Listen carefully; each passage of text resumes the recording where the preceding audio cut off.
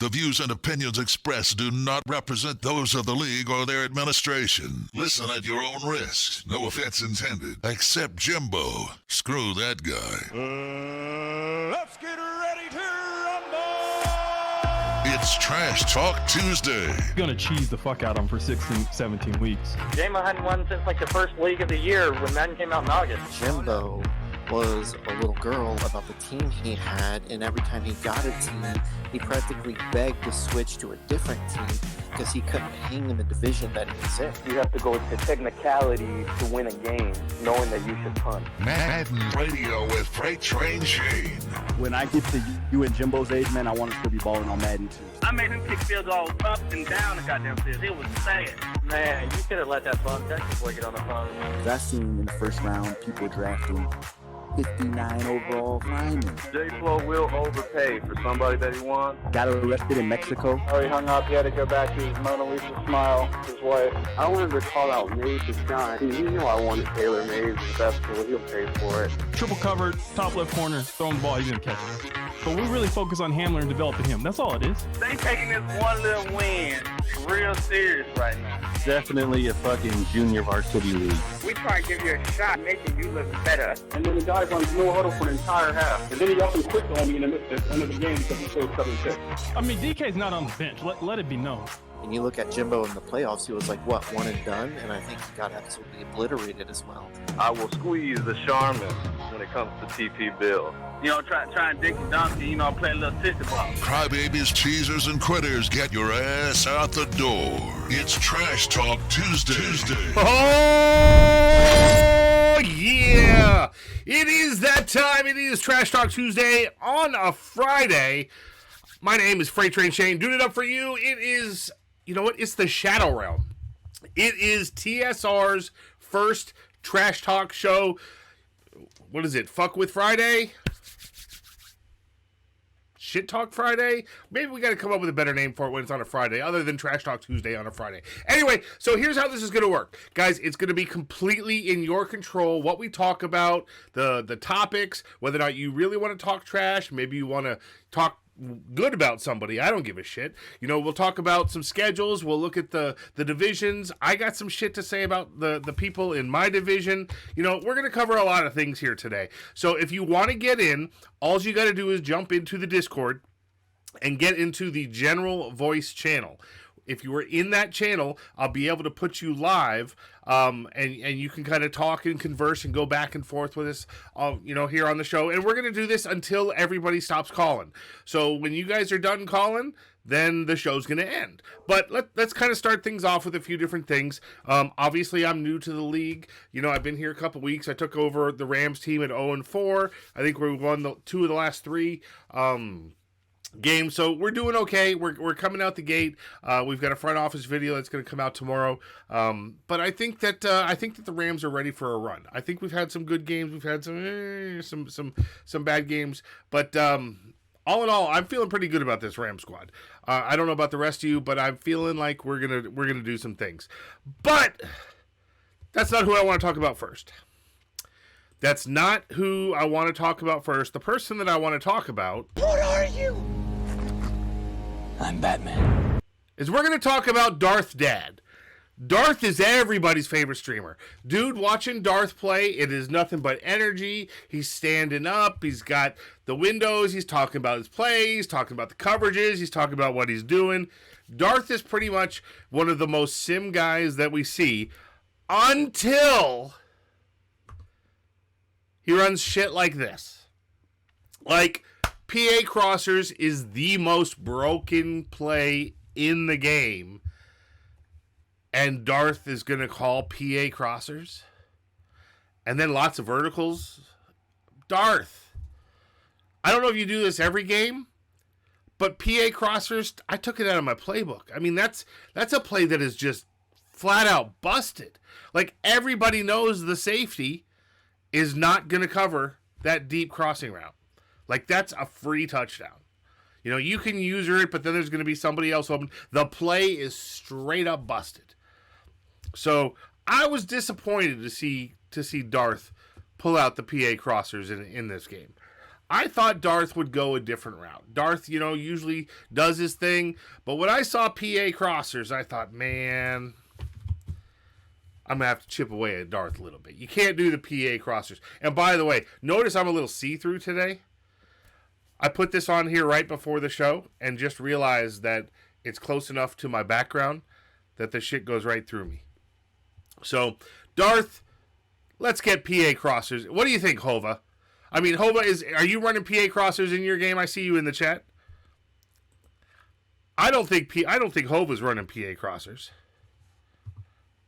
I don't think Hova's running PA crossers when he's playing his games. I know I'm not running PA crossers. So, we're just going to leave it at that. Frank, I'm wearing the green screen. What's up, Jay Smooth? So, anyway, Darth Dad. What are you? He's Batman. I'm Batman. So, let's talk about another game. Like, holy shit. Did you guys see the score in this game? Is this Snoopy, otherwise known as Mythical Hedge Duck? What is a mythical hedge duck?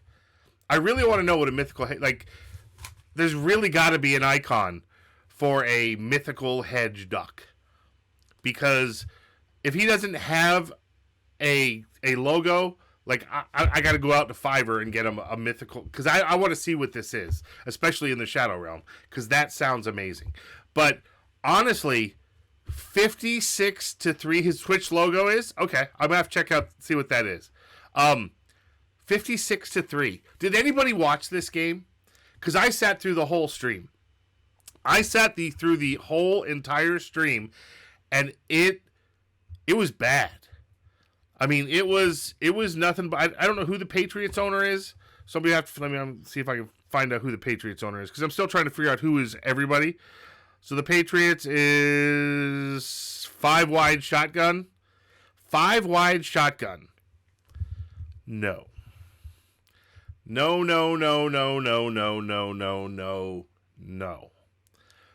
Threw 5 picks in this game.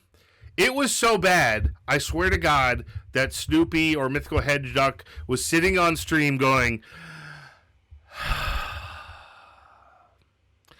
guess I'll just fucking score another touchdown. Well, we can see what this play is coming before he runs it. So I don't know if the guy has breathing problems or he was just bored as fuck, because he was blowing the shit out of this guy. It was so bad. It was so fucking bad to watch. So, I don't know. We're gonna have to do something with the Mythical Hedge Duck. Is he one of the favorites in the AFC, or is 5 wide shotgun really just that bad? I don't know. I'm still trying to figure out who's good, who's bad in this league. So, Mythical Hedge Duck won MVP with Poyer, 20 intercept. That's impressive.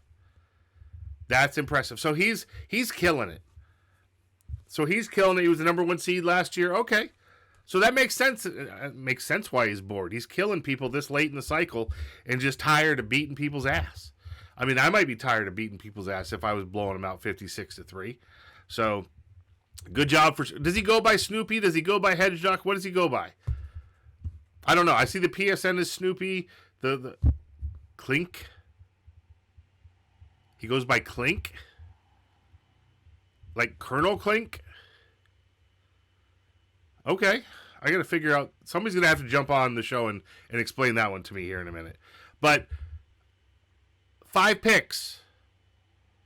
5 fucking picks in one game. Like, run the ball. You ran the ball a decent number of times. I'll give you that. But stop throwing the fucking ball. If you're throwing 5 interceptions in a game, you're losing the game because you're throwing the ball. Stop throwing the ball. And speaking of people that throw interceptions,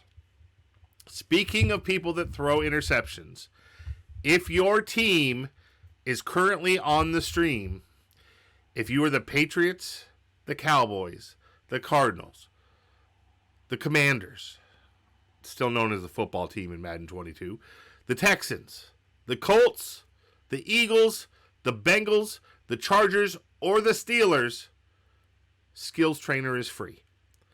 We'll show you where it is, because right now, you're throwing more interceptions than you're throwing touchdowns. You're giving it up like fucking Deshaun Watson masseuses, but you're not getting paid. Like, learn the color of your team. Learn your logo. Maybe go to practice mode. Maybe go to skills trainer. Learn what cover 2 cover. Like really, hold on. Like, this is, I kid you not, skills trainer is one of the most overlooked things in the game. Is my controller dead? All right, let's log back in. Let's back out. Let's show everybody what you can do in skills trainer, because there's some of you that really need this shit. You go to exhibition mode. You pick the skills trainer. Go ahead and pick your teams. We'll say all pro because that's what the league's on. You've never, dude, skills trainer's great. So like, look, so for some of you, like the Patriots, basic offense. This is probably something that you might want to learn. And then you've got basic defense. But really, we want to go over here to pass defense. And you know what? Let's go back. Let's go back from pass defense. Let's go to attacking coverages. So let's pretend. Well, first off, it shows you attacking cover 1, attacking cover 2. But before we do that, let me see if I can jump back to this other thing. Before you do that, before we go into there, let's first talk about how you read coverages, because some of you don't know how to fucking read coverages. You're just picking plays and you're running. So I ran over this thing, and I think I posted it in the chat the other day. We talked about this in the primer Trash Talk show. But look at this. You start here at the yellow square in the middle, and you look at the safeties. How many safeties are you seeing deep? If there's 2, you go to the right. And it says, are the corners pressing? If the corners are pressing, what type of leverage? Are they on the inside? If it is, it's cover 2 man. If they're not on the inside, guess what? If they're right over top, it's cover 4 zone. If you got one safety, hey, go to the left. Is the defense man aligned? Man aligned or even? Man aligned, they will be right on top of your wide receivers. Your linebackers will line up with the slot guy. Your corners will be right over top of the outside guys. If they are offset just a little bit inside, a little bit outside, especially the linebackers in the middle, then they are even aligned. That is not man aligned. That is even aligned. So if they're even aligned, guess what? It's cover 3 zone. If you can't fucking tell, send a guy in motion. If somebody follows him, guess what? Cover 1 man. If somebody doesn't follow him, cover 3 zone. All right? Learn this chart.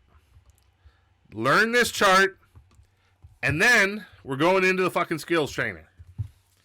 All right, now we go into the skills trainer. And let's just say cover 3, because everybody fucking runs cover 3, including me. Cover 3 basics. Well, guess what? Cover 3 is a zone defense with 3 defenders playing deep and dividing the field into thirds. There's also 4 defenders playing zone coverage underneath. So you can see the lineup here of cover 3. How do you recognize it? Well, if you didn't follow the chart and you haven't done skills trainer, it tells you. Look, you'll see one safety. It's usually deep in the middle of the field. Also, 2 cornerbacks will be aligned 7 to 8 yards off the line of scrimmage. How do you beat cover 3? Well, you can fucking do it with verticals. And then you get to actually try the concept. And boom, you find the opening in the verticals. All right, now you can do this. Say we skip this drill and we go to the next one. It gives you multiple ways to beat each concept. So for instance, flat or curl routes. It will walk you through exactly how to beat each route. So here, if we had done the skills trainer, on the right-hand side, it's going to say that you've got that hook route, you get the little button hook, and you get the flat route, and that linebacker is going to follow one of them, and you hit the other one, or you hit the crosser, or whoever, all right? So that's the skills trainer. I highly suggest everybody on... Let me turn off this. Everybody that is on this slide, Go work out the skills trainer. I actually do it every time Madden comes out. Every single time. Make sure you go through the whole thing. If you're a MUT guy, which I'm not a MUT guy, you get a bunch of packs for doing it too, by the way. So you get free shit. But seriously, go do the skills trainer. You'll learn a lot, especially about, some of the advanced controls and the juking and the cutting. Just go use it. Stop throwing so many fucking interceptions and losing games because you're throwing picks. So I think now I want to get out of the skills trainer. Has anyone here used skills trainer? Am I the only one that goes through and does it? I can't be the only one. None of you guys use skills trainer? Nobody in the chat? All right, so I see the mythical hedge duck. I just noticed it in the chat. Sorry, that's pretty sweet. That's hilarious. All right. So yeah, may just be all right. You find it useful, right? You remember things that you didn't know before. Like it will tell you whenever you guys do routes, you'll see route concepts, and then you'll know when you see them. Hey, I should run this. This route concept says the safety comes down. This route should be open. It gives you a much better way to read your defense and stuff. So I think that's the way to go. I want to give huge kudos, even though it's trash talk. I want to give huge kudos to this league because this league is doing something that not a lot of leagues, not even a lot of sim leagues are doing right now. As it stands, when we look at the leaders receiving in receptions in the league, almost everybody in the top 10 are wide receivers. I actually was in a league earlier this cycle that 7 or 8 out of the top 10 were tight ends or halfback. Like, that's a bunch of cheese. That's a bunch of bullshit. You shouldn't be dumping off all fucking game. That's not what you do in a sim. Like, occasionally, and if you've got Kyle Pitts, yes. Like, I see Kyle Pitts is probably on this list. That makes sense. But if you're telling me Alvin Kamara is the best receiver on the Saints, I'm going to call you a liar. I'm going to send you right back to skills trainer, and you're going to say, I only throw to the person that's open. Well, you know what? It's because you're just looking at the flat. Like, you're snapping, you're looking for 2 seconds, and throwing the ball. You're not playing football. You're playing kiddie ball. I fucking give you a flag. You're the ice box. Little Giants. No. You've got fucking Michael Thomas running amazing routes. He's an X factor, right? He's a superstar. Right? He's gotten old. But look, dumping off the ball is not... You're not going to win a Super Bowl dumping off the ball. And if you are, it's a shame for the league because everybody should know you either run cover 2 and shade down or cover 3, shade down, and you use the fucking cover the halfback. Take him away. It shouldn't be a difficult decision for the league to cover you. That should never happen. So I can't rant too much about people dumping it off to their halfback all game because most of you aren't. Really, the only person when I look through the stats that has like, dude, what are you doing kind of stats? And the Saints have been CPU, so that's totally fair. But the team that is really questionable, and we already busted on them a little bit earlier, it'd be Batman, is Darth. And this I don't think this is normal for Darth, but he's got his tight end and then his halfback and then his wide receiver. Like, I feel like there could be better distribution on this team.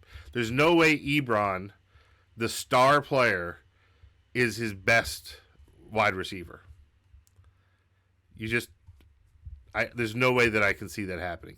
Barkley, I know you're hitting him with the angle routes all the fucking time, and he's got good attributes, but, I mean, Kadarius Toney should be a monster X factor. Of course he is. He's fast as fuck. He's got better route running than everybody. What's his abilities? Oh, that's pretty much shit. And that one's locked.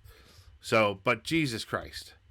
He's an X factor wide receiver with good attributes. Slayton here probably looks pretty good. He's fast. He's got decent route running, but it's not phenomenal. But he's got better catching rating than Ebron does. And Galladay you just don't even use. Galladay, like, send him. I know it's past trade deadline, but send him anyway. You know, I'll make him work. But anyway, so Darth, I'm busting up a little bit too much on you because, you know, somebody's got to. You're a fantastic streamer. I love what you do, and I want to keep you up there on the high level. You know, I'm looking over the divisions. I still don't know who's great. What I do see, though, is my division. And when I look at my division, like, I know I took over the team at 0-4. I get that. And we're 3-2 since, I think. So we're coming up. The first game didn't really count because the team was in an awful, awful place. You'll never win that first game. But since then, we're blowing shit up. I should have beat Double Rice No Bean. I should have won that game. For some reason, I, who love to run the ball, didn't run the ball when I had to get rid of the last 2 minutes of clock. I threw, like, what was I thinking? I don't know. That easily should have been a win. I think if I play DRNB, Double Rice No Beans, whatever other million other names he's got, I think if I play him 10 times, I probably win in 6. I think it's going to be close, though. I think that game was really, really close. The key is taking away Kittle. You take away Kittle, and you hope Brandon Ayuk doesn't pull something big. I think that's the way to go. Noobs, who's somehow 7-2, must have had the softest schedule. Like, that schedule must have been Charmin and wiping his ass with it, because there's no way Noobs is 7-2. I play Noobs I play him 10 times. I'm winning 8 to 9 of those games. Period. I played Noobs in a couple games. I beat him in Primer. We played a heads-up game. I kind of tanked a little bit towards the end to make it a longer game. Noobs, come on. 7-2. We're going to look at your schedule. Cardinals, I don't even know why you're in the division. Like, you're going to be a speed bump. You're going to welcome to the bottom of the division, Cards. We play. I mean, just look at you're allowing 233 points. You're only scoring 189. This team was a CPU team until the last weeks when I took it over, and we're already scoring more points than you. I promise you I will be the most points scoring in the league. If I don't average 38 points a game, there's something wrong. My defense or my offense is good. My defense is trash. But I've got some games to make up, right? If I'm going to make the playoffs in this division. I'm 4 games behind Noobs. I'm 2 games behind the Niners, Double Rice, No Beans. And when I look at the schedules, it's got to be favorable for me. It's got to be favorable for me. Like, I just don't see how it's not. So I look at the games coming up. I've got Broncos. Now, Broncos I hear is really good, but he's got Wilson who's going to be suspended. So I'm going up against Jacob Eason and Javonte Williams. It is going to be an Akers versus Williams game. Akers doesn't have any abilities. Javonte's got freight train, so we're going to have to cut stick him instead of hit sticking him every time we play. But I'm going to come away with the win in this game. It's going to come down to passing, and I'm going to pass better than Jacob Eason. He's going to be wild. He's going to throw a couple picks, and we're going to walk away with this game. But we'll say this one could go either way. All right, we're going to say this one could go either way. I don't know the Eagles either, but just because he's J-Dog and hasn't been around, I'm going to say that's a win. I don't know if he's any good, but I'm going to give myself the win on J-Dog. I don't know anything about him, but I know he's never around. So I'm just going to assume he's not going to schedule. He's not going to want to play. And hell, you guys may have booted him from the league for inactivity. I don't know. I've never seen him speak. So as far as I know, that's going to be a win. We got Doc with the look, I got to give myself a loss when I play Doc. Doc and I have played a lot. We've been in the same division, I think, in 2 different leagues, a couple cycles now. And Doc wins the vast majority of our games. I know his game. Like, I know his game. I know what I got to do to stop it. He just counts fucking hats. I say this all the time. He counts hats and then runs where he's got the advantage. And it's a pain in my ass, and I can't stop it yet. But I'm going to get you, Doc. I mean, I've won a few. Don't get me wrong. I won my fair share. But Doc definitely is dominating me in that game. And his style fucks my game up. So, Doc, I'm going to give you the win. Cards, we know you're going to lose this game again. Double Rice, No Beans, double run, no pass. Whatever how many fucking is it? Double run, no pass? Look, you're not winning a second one. You snuck away with the first one. You're not winning the second one. It's just not even a restart's going to help you. All right, it's not going to happen. Noel, I need new carpet for the room, right? So we're going to walk all over that. Fink, I mean, you're Canadian. Even if you score 30 points after the conversion, it's going to be like 14. So I'm not too worried about these Chiefs. We're going to win that game. And then Noobs, we're going to beat Noobs once again. So really, that's going to be like a 6-3 run for me. You know, if I don't win 6, if I don't go 7-1, 6-2 on this next bunch, you know, we're definitely not getting beat by the Mountie. It's not going to happen. It's not going to happen. Build your fucking igloo. Go ice fishing. Welcome to the Great White North, eh? Take off. Quit horking all the back bacon. No, we're going to fucking beat you. I'm a boot to kick your ass. All right? That's what's going to happen. Fucking Canada, you're going to get wasted. So, my schedule looks soft the rest of the season. When we look at Noobs was soft early. So he's got Pierce. I'm assuming Pierce wins this game. Pierce is definitely going to win this game. Canadians do know how to get wasted. They're going to drink their Molson, maybe some Labatt's Blue, you know, fucking get crazy, put on some Chicago Maple Leaf and listen to Celine Dion. I don't know. Doc, I don't know if we can make the playoffs. Like, I think we're going to shoot for a wild card. I don't think we're going to win the division. There's no way we can come back and win the division. I think they're going to. I think that's actually going to go to the Niners. I just don't think that. I think I started back too far and gave up that easy win. Not the easy win. I take that back. I gave up a stupid win to the Niners, and that's going to cost me. I think we're going to rush for the. We're trying to get a wild card. I don't know if we're going to get it, but we're going to have 9 to 10 wins at the end of the season, so we're going to be in the conversation. But Noobs is going to lose to the Chargers. He's going to lose to the Bucks. He's going to lose to Jonesy. 3-game losing streak all of a sudden. He might lose to the Saints if we find an owner, but if not, we'll give him the win. So he's 1-3 now.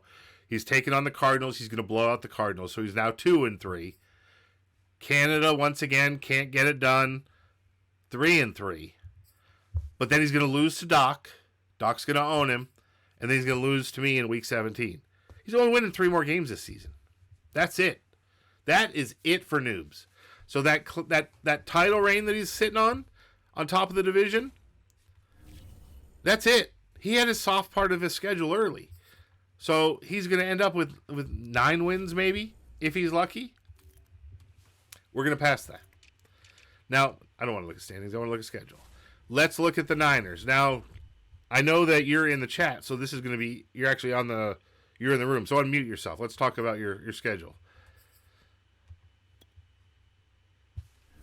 Can everybody hear? Are you there? Can you hear me now? There you are. I hear you. Everybody hear him? I think you got him. All right. So let's talk about your schedule. Alrighty. Before we get into whatever you want to get into. All right. Yeah, I got you. So double rice, no beans, double run, no pass. What other names are there? I need to write them down. So the main one's double rice, no bean. They call me DRNB sometimes, just a lot shorter in the chat here. But whenever I was testing out the league, yep, I got the 31 out of 32 glitch, so I had to make a second account. Yep. And that's where double run, no pass came from, just because in SML I was known for quote-unquote abusing Henry's freight train.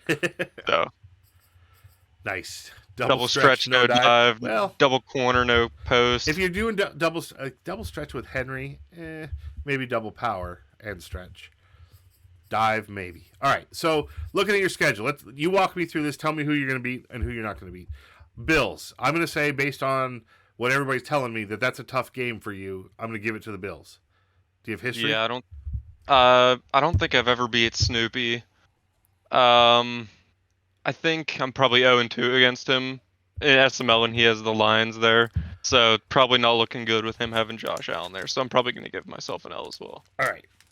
So there's a 1 loss. How about the Cardinals? Yep. I think you're going to walk all over the Cardinals. Yeah, I've never lost to Fig, so there's that. Fig's a good dude. Yeah. Oh, look at that. Snoopy shows up in chat, says he's going to make it 0-3. Yep, I'm there with you, Clink. Snoopy, Clink. You have to explain the Clink to me, but I don't know the clink either, to be honest with you. So We're gonna have that's to on get him. Hopefully, he can jump in here and explain the clink. But you kicked the shit out of the Patriots. That was a nice division win. All right, so we're gonna go. You're 1-1 after beating up Fig, which Fig is he's a nice guy. I like Fig. I just don't see him winning a lot of games in this division. How about Filthy? Filthy's a tough game. This one's actually, I'm excited for this one. I think this is the one I'm most excited for on my schedule because I was supposed to play him in the playoffs last year, but I was on vacation, so I handed him the force win there. So I think this will be a nice. I'll know for sure after I play this game. You know what I mean? All right, so we're gonna say that one's 50-50. Yep, I'll give that one 50-50. All right, 50-50. I've played Filthy a couple times in some pickup games. He's a good player. He's gonna be rough. I played him once on 23, and I got the win there, but that doesn't mean anything, as you probably know by now. 23 is a completely different game. It was probably his first one, so. Gotcha. Clink. Yeah. Clink is your name. Is that it's got to be a last name? Forget his first name. Anyway, all right. So that would explain that. I was hoping for a better story, but if it's your name, cool. All right. So Vikings, Jay Smooth. Vikings, my boy Doink. All right. That we had a game last year. I think I was stuck in a hotel. At this, I gave you the loss. Yeah, that's fair. I mean, he went to the Super Bowl last year. He lost to the Ravens. I think it's definitely in the realm of possibilities. I think I beat him last year. We had a game. It was like 4 lead changes in the final minute. It was just one of those games. So I got an ad here. I can't really see the screen anymore. Give me 10 seconds. No worries. No worries. I still got you up on the Vikings. That's another 50-50 one. All right. So but I think we both know each other's plays, which is tough because we both are what they like to call us the primer posse since we came up to SML at the same time. So we're kind of linked. So, you know, we share a lot of the same schemes, a lot of the same plays. So I think that's going to be a fun one for the stream. This late in the season, a lot of people share the same schemes and plays. True. Right? That's true. Everyone finds the good plays. All right. So Noel, I think that Noel, you're just going to blow out by 30. Yeah, Noel, I've played him in SML. I think I won like 40-10. So we'll just, and he has a worse team in here. And I don't even know Noel. I just know from seeing some of his games that I don't believe in Noel. Yeah, Sorry, Noel. Noel. Noel needs a 90+ overall X Factor QB, and then he's, you know, then he can pass. But other than that, it's nothing special. All right, Noel. Well, hopefully you can do something here for us. And then you've got this guy named Freight Train. Yeah, I'm gonna destroy him as long as I don't have 4 fumbles in a game this time. You know who's causing those fumbles? Do you think that was an accident over there? My backups, because all my other players were hurt because I'm San Fran and we always get hurt. It's called the hit stick. It's called. Yeah, I don't even think you hit stick me, to be honest with you. Oh, don't make me pull up the film. No. I would love to see it if you have it. I don't have the clips ready. Okay. I'll pull them down and edit them together for you. I hit stick the shit out of you in a lot of those games. Did you? Yes. Okay, I'll believe you then. Yeah. That was. I just know my Charlie Warner or something, 60 overall tight end, is not ready to be playing anymore. I'll tell you that. So I think this will be a good game. I enjoyed the shit out of our game. Even we had the restart. Except for the restart. Yep. The restart sucked. But yeah, that's a real mojo killer. It is what it is. Sure. It changed the game a little bit. I think in the first game, I think when we disconnected, it was your ball. I was up by 7. You were driving, but I couldn't run the ball at all. And then the restart, I think you had like restart. I ran all over 15 yards. Then you finished with like 200 the second time. Yeah, it was rough. It was rough adjusting to that because I was all used to just being able to rush forward and contain the Akers. And I know you don't throw to Akers much in your tight end because you're always complaining about it. Yep. So I could just lock down on those wide receivers. Yep. And I was having some luck. I think I threw a pick or something dumb in that game. I really don't remember before the reset. But there was the one where I usered it. I usered the bubble. The bubble screen. Oh, I threw to the wrong guy or something like that. I threw into like triple coverage. That was the worst play I've had. Stupid. It was so terrible. I think you returned it for 6 too, so that didn't even help my mental at all. Yep. It was bad. I think I had the corner wide open and I just threw it to the flat and 3 guys. We're going to have some good battles in this division. I know. I enjoyed that game. Just a quick side note. Do you think you'll go like the Dolphins in a league or do you stay away from your home team? So my rule has always been, okay, so in most of the time in my league, when we pick teams, the way I would do it is I would randomize the list And I would make sure, because I was the commissioner, I did not get a top 10 pick ever. Sure. So I never wanted to show it, like I never wanted to have Yep. put myself above the league. So it was an integrity thing. But I would always randomize it, make sure I'm not the top 10 pick, and then we'd go through. And if the Dolphins were available, I had to take them. Understood. The way that I did the draft, it was a blind draft, so nobody knew what teams were available or the order that they picked. I would show the video of me randomizing the list after the draft. So what would happen is I'd randomize it, and then I'd start messaging every people, and I'd say, hey, DRNB, you are on the clock. Pick a team. And every one of them would go, well, what teams are taken? And I'd say, I don't know. Pick a team, and I'll tell you. If it's available, you get that team. If it's not available, I'll tell you to pick again. And we go till you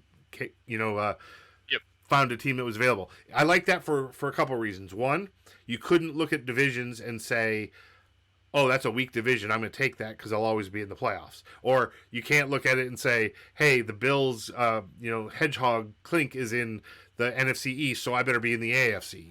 You can't avoid somebody because you don't know where anybody is. Plus, you don't know when they picked. And the other good thing that I liked about that is good teams would drop. Like the Ravens went 9 or 10 in my league. The Chiefs, I think, went 12th on the draft because people assumed that everybody above them or were already taken. So they would just go to the next best team. So Dallas went like 22nd. Yeah. It was insane. So, but my rule was, because I was the only one that knew the team that were being selected and where everybody was, I had to always take the Dolphins if they were available at my pick.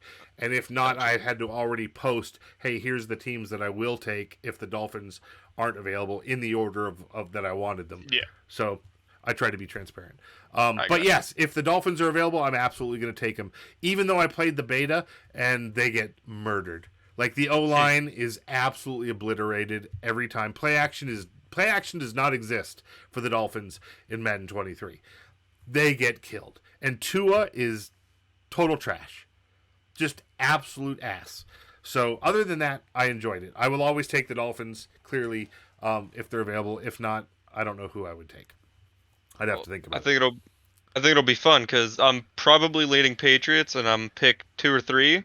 And I think Darth is a Jets fan, so I was thinking, we could have another fun division in there, but we'll see how that goes. I don't know if you know. Absolutely, I would take that because that'd be a fun ass division because people would you schedule easy, you play easy, and the games are enjoyable. Yeah, are you familiar with our eval system? I have no clue. Picks? Nope. I'm kind of learning. I'm kind of seeing people talk about it, but I don't know what it means or how it works. Yeah, so we just score guys 1 to 10, like your scheduling, your simness, your content that you share, the chat activity, and then we all the admins, I guess, give a score, and then we average you out. Gotcha. And then the higher your evals, the higher you are in the team pick. So that's awesome. Guys that we want to stay in the league get a team they want, and the guys that are dead weight, well, we don't have to worry about the Baker Mayfield on the Panthers, or not. 32 isn't that? Who's pick 32 is a bad team. We don't have to worry about them getting freight train or we don't have to worry about them getting freight train or escape artists or anything like that. So we can keep the integrity there. I like that. So I think we'll have fun there. We do a live draft too. Sweet. So like in SML, a lot of guys try to avoid people. So I think the bottom 4 teams were the Titans, the Buccaneers, the Steelers, and the Bengals. So it's just something fun. You get to pick divisions of guys you like.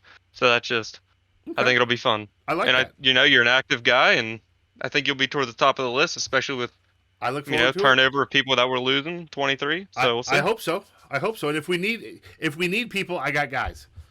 I got guys because my league's Yeah, not we know running. you got guys. So I got lots of guys. All right, so sounds good. So we've got you and I playing. You say you're gonna win. I say I'm gonna win. So we'll see what happens on that. Yeah. What about Pierce? How's that gonna go? I think I'm gonna beat QP.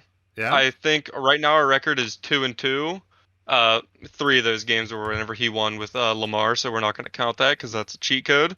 So I think with the Chargers, I mean, he's been in a slump recently with this team, and he doesn't really care until playoffs are here, he likes to say. So he's phoning I'm gonna take that one from him. Yep. Okay. And then of course you're gonna beat Fig again. Yeah, I'm gonna kill Fig. Little Figgy Pudding. And then Figgy Pudding. You're definitely gonna destroy the CPU. Yeah, I think I can take the CPU. I almost lost to the Rams CPU, unironically. Not this year. I think it was last year or something silly. It was just me being dumb. It was like right before I went on vacation. I was already in playoffs. So I'm like, oh, I'm just gonna throw this ball up there. I think Nice. Jalen took it and ran it back on me. So So that I've was a got fun you. one. I've got you with 4 or 5 more wins on this. Yeah, I think that's fair. I think a lot of these are coin flips. I mean, I see at least 4 of them on my screen right now. So So that would put you and Doc he's jumping in and out. So we'll get Doc yeah, on I next. hear him. So that would put you at 9 or 10 wins. I Yep. should be at 9 or 10 wins with the way my schedule looked out, and that would put Noobs, because I think I've only got him at 3 more wins, puts him at 9 or 10 wins. Hmm.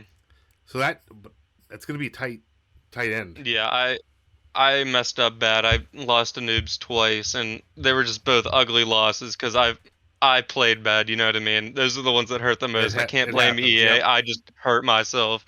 It was so if we do end up in the tiebreak, I have no chance against him. So Yeah, well, if we end a multiple team tiebreaker, it's going to go based on the division record. But he also but I got a think CPU he win also for has me. that. So I've got to split with him. Yeah, I think he's gonna end up 5-1 in the division. Ugh. Just because he has to play Fig. He got 1 win off you, and then I beat myself twice. So So I think he's I'm gonna end get up the 3 and 3, tiebreaker. I think, in the division. Yeah. So all right, so it's going to be a tight race. I don't know how the rest of the NFC works out. Maybe 3 of us get into the playoffs, maybe not. But I think that'll be tough. So that's what I brought to the table. Other than when I look at your team and I look at Figs and I look at those offenses, I only think of one thing. Not I'm interested. Batman. This is not Batman. That's what I like to hear. I think that offense has no balls. But what the fuck is this? Hold on. Before we go back to what you want to talk about. Yeah. How the fuck is Emo Batman a 10? Emo Batman. The Batman. Dude said that he rated it a 10. I didn't watch the movie. Like you can't wear eyeliner as Batman and get a 10. I'm pretty sure Doink, he's in the waiting room now. He'll be able to give you a little more insight on that one. I haven't watched the movie, so I'm not gonna go out of the way and say it's not a 10 based on what I've seen in the chat today. But it seems like a lot of people disagreed with him. I'm just gonna put that out there. It was neat. I mean, the one thing I liked about it was that he wasn't like Super Batman. Like he wasn't with all of the massively high tech gadgets. It was like a step behind that. He made shit work. You know, it was just home built stuff, not like ridiculous, obscene stuff. So that was kind of cool. But other than that, I mean, I did not. It was okay. It was enjoyable to watch because it was a Batman movie. But other than that, I was done. I was done. Dark Knight's a 10, right? Absolutely, definitely. I don't know about 10, but it was higher than definitely higher than that. I saw that as a topic of discussion in the chat today. Between my in and out of service, I had to drive for work and kept losing service. So I'd pop in every 10 or every 30 minutes for 2 minutes, and I'd see what's going on, and then I'd get kicked out again. So, yeah. All right. So now that I'm done on my ranting, what do you got for us? What do you want to talk about? Well, I'm actually just interested in one thing. You've been running sim leagues for how long now? You said Madden 10. DM me Since Madden 10. Madden 10. Yep. I wonder. I was just curious what your opinion on this clip was. I'm gonna share it to you now as soon as I can pull it up. Maybe Doink can help me out. He knows which clip I want. The one with darkness. I was just wondering if you thought this was cheese or not. Uh-oh. All right, hold on. Yeah. I'm gonna need to... This has already been settled in the league, so you're not making any decisions. This was last season. I'm just curious what you have to say, I guess. Let me get... I'll try and bring this... Are you gonna IM it to me? Yep. Oh, found it. Yep, I'll DM you. All right. Copy link. And freight training. I'll see if I can pull it up here. Bear with me, folks. I'll let you give your comments on it, and then because I don't want to sway you or anything. Me, huh? Yeah, I don't want to influence you. All right, so let's see if I can get this.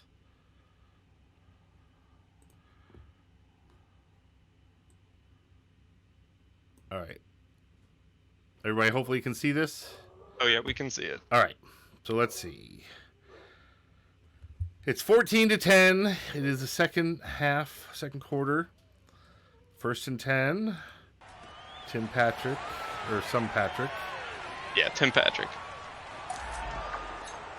Scores. What am I missing? That's what everyone else said. He thought that the change of direction was not a football move. Were you cut in? And Yeah, cut out? whenever I saw him switch to his user, so I just cut in behind him. What football player doesn't try to juke a tackle? That's all I wanted. I don't. That's it. That's all there is. I just know he's gonna watch his back, so What the fuck? I just want to keep teasing him about it. Like, dude, turn in your man card. Hey, Wine Killer, thanks for the follow, brother. How does it's a what? Have you never watched football? It's just that's a shitty user on defense. Like that looks like me. You hit square and you dive. And by the way, so if you didn't, I'm gonna go ahead and stop this now. But if you didn't play the beta, that dive tackle shit doesn't work anymore. Oh yeah, it's horrible. You will It's completely so bad. miss. It's rough. I think I probably played like 5 to 10 games, and it took me at least 3 or 4 of them to get used to it. You know what I mean? Like you're just so used to pressing square. I mean, you could say it's cheesy, you don't do it, but it's one of the few tackles that I feel like works right now. So you kind of a lot of times becomes a habit. A lot of times when you try that X tackle, he sidesteps and completely misses.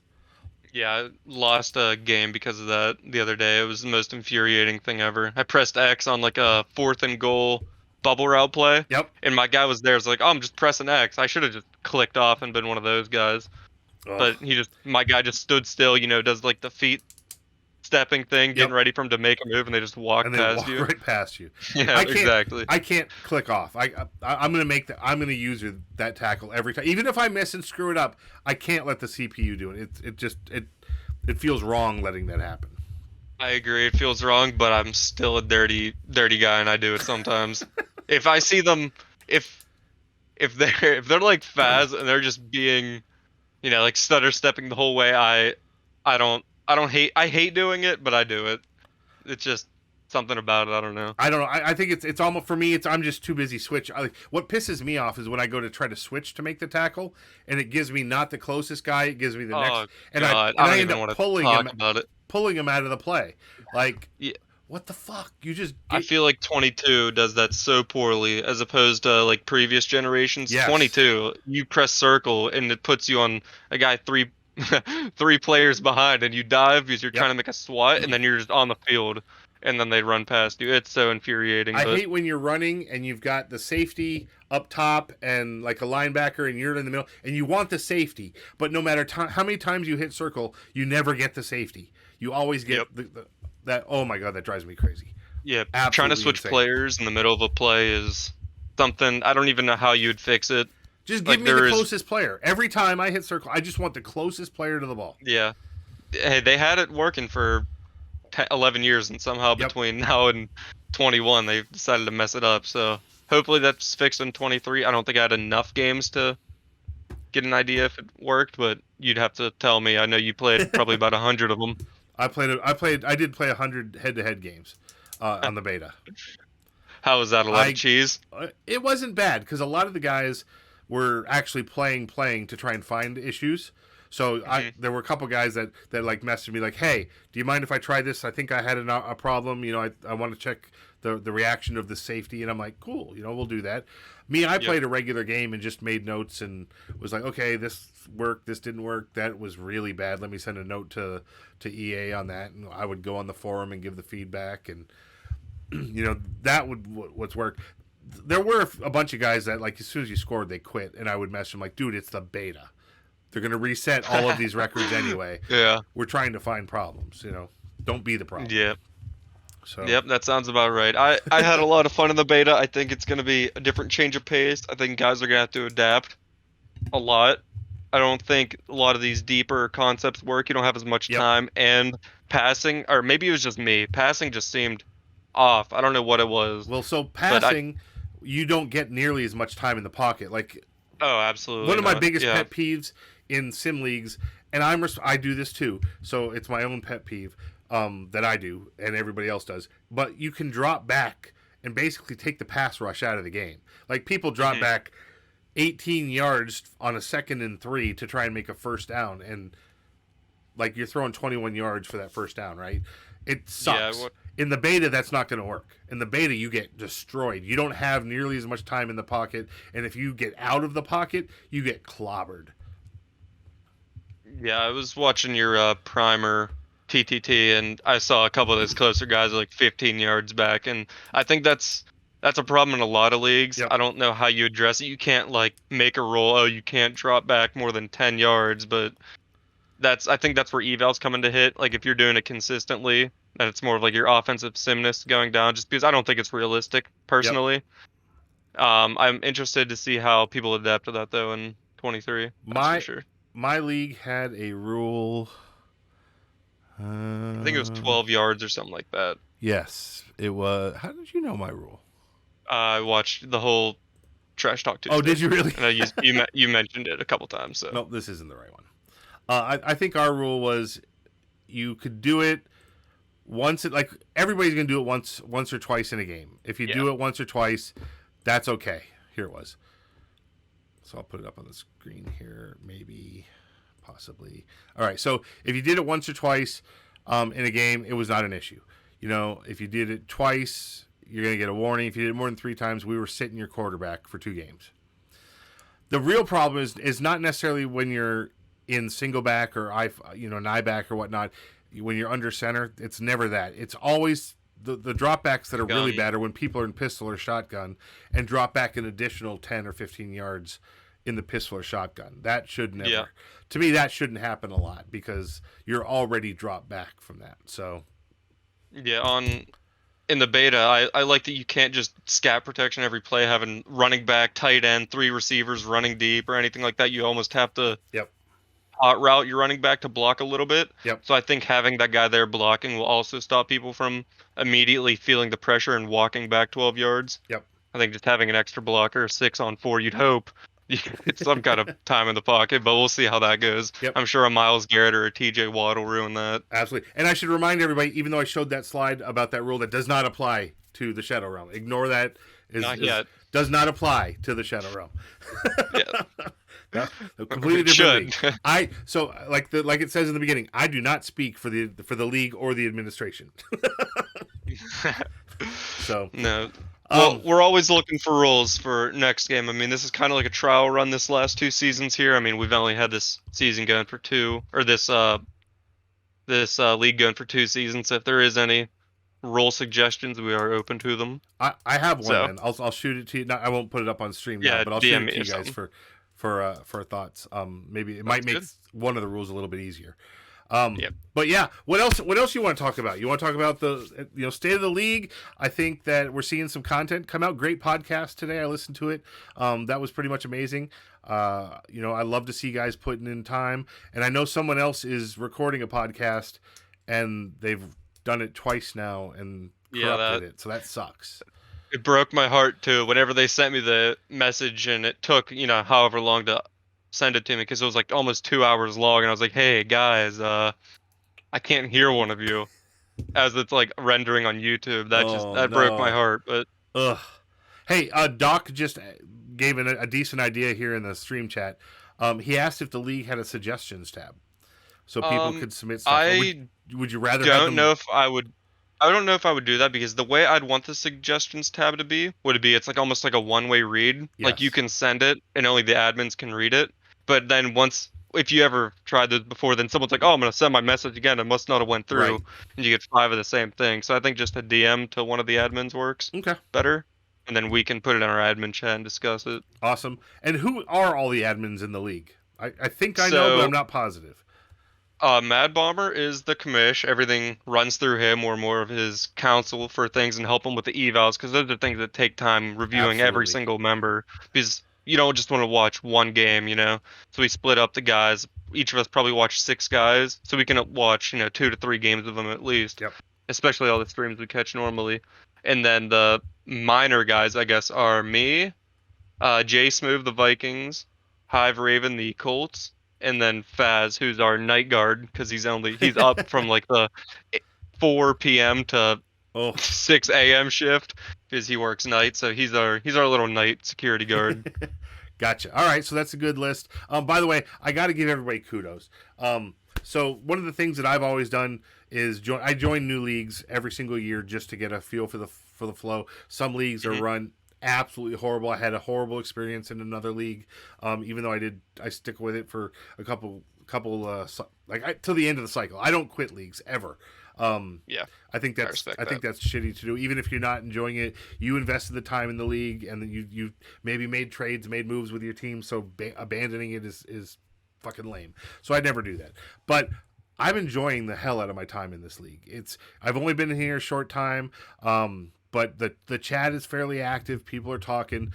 Darth does amazing streams. You guys got content. So kudos to you and all of the admins. Kudos to Mad Bomber for running a fantastic league so far. I'm enjoying it. I know Doc's enjoying it too as well. So I'm definitely glad to be here.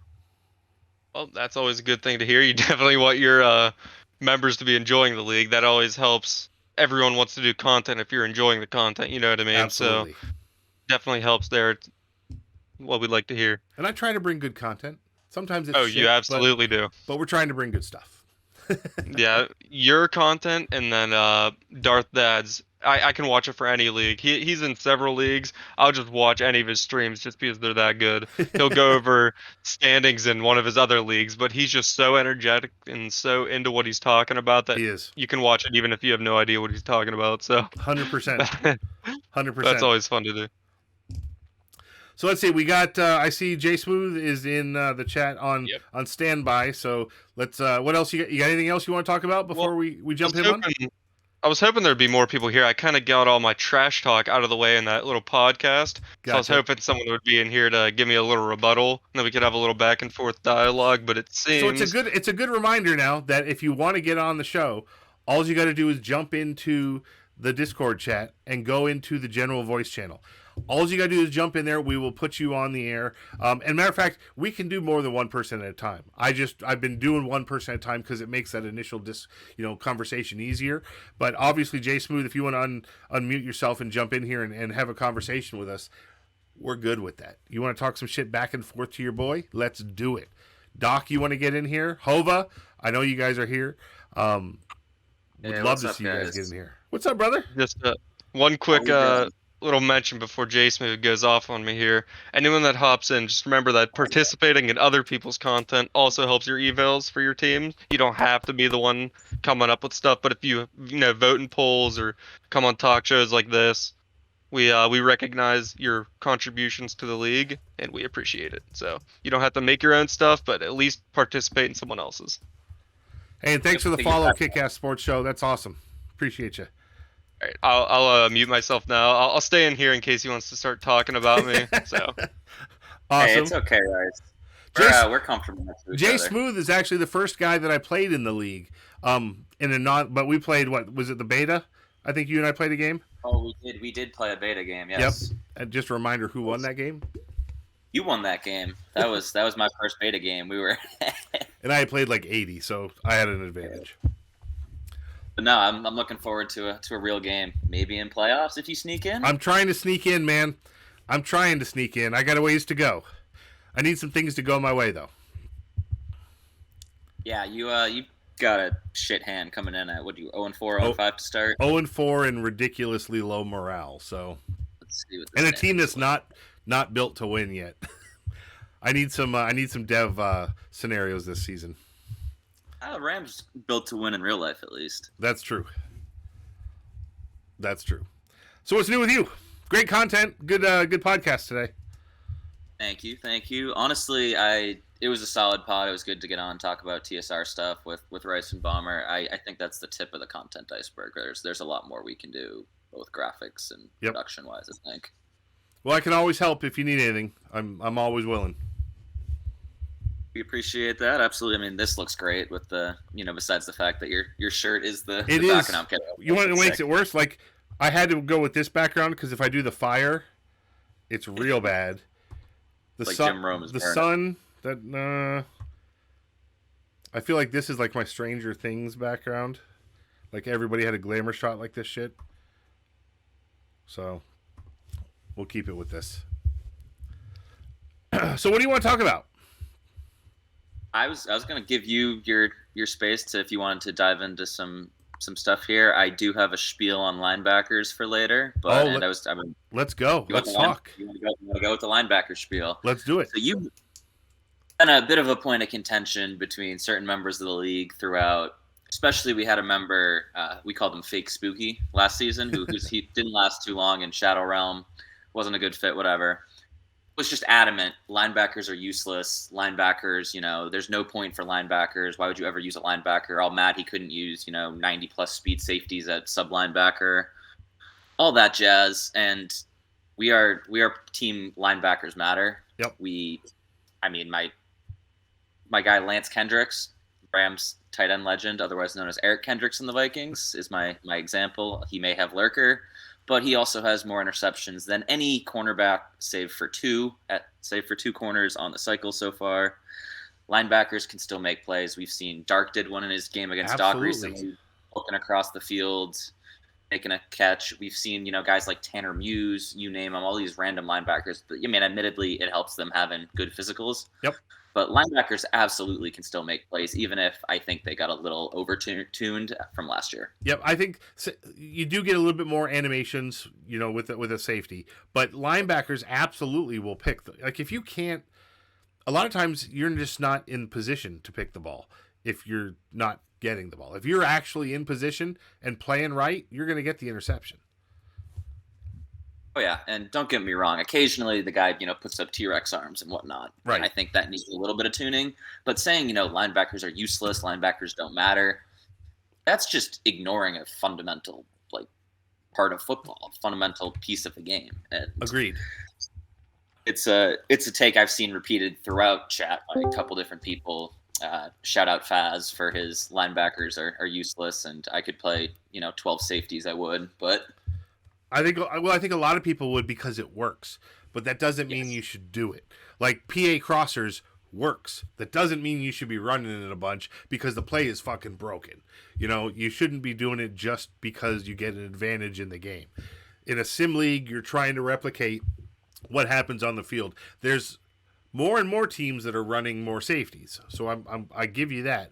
But the fact of the matter is, most of them aren't. So. My opinion in a sim league has always been that we're trying to replicate the majority of the NFL, not the outliers. That's why the no huddle rule is in effect in most sim leagues, because even though on TV you're generally seeing the Patriots, you're either seeing Tom Brady or Peyton Manning back in the day, running no huddle all the time, or Aaron Rodgers now running no huddle. The vast majority of the league was not doing that. Same with the fourth down rules. So. I just because it works or doesn't work isn't a reason that you should make the rule. I completely agree with you guys. Linebackers should matter, and linebackers are what you should play. Yeah, not only that, linebackers still do make plays. Absolutely. Look at Fred Warner. Obviously, these are some of the higher-end guys, and then you see some of the low-end 70 overall guys with good physicals, the Shaq Griffins, the Tanner Muses, Javin Whites. Obviously, I wish that the, that kind of in-between tier of, Matt Milano, for example, a random, low speed, but... Dude, I murder with Matt Milano. Somebody trade me him. He can pick the shit out of the ball. He can hit stick people.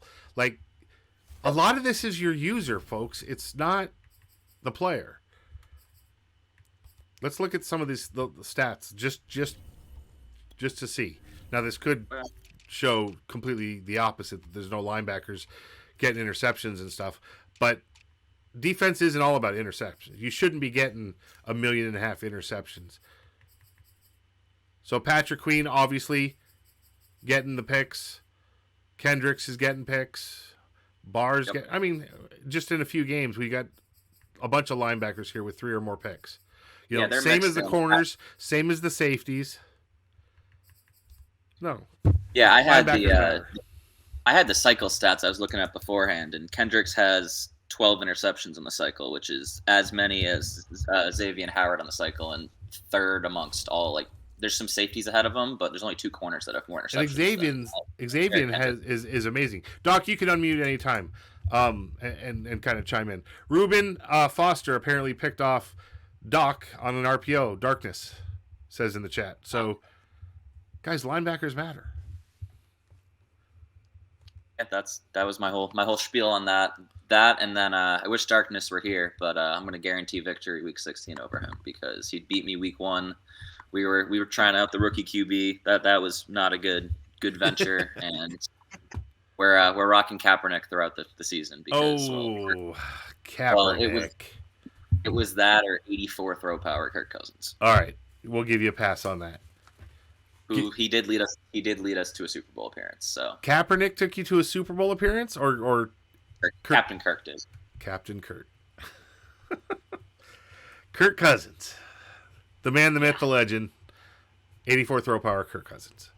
You had to throw everything? Like you didn't throw any bombs, right? Because that ball would take. No, we threw bombs. I think he was 87 throw power then. Okay. We were chucking it to JJ a little bit. Darkness says he's not going to join to acknowledge this week 16 nonsense. He's taking his ball and going home. He's going to plug his ears and na.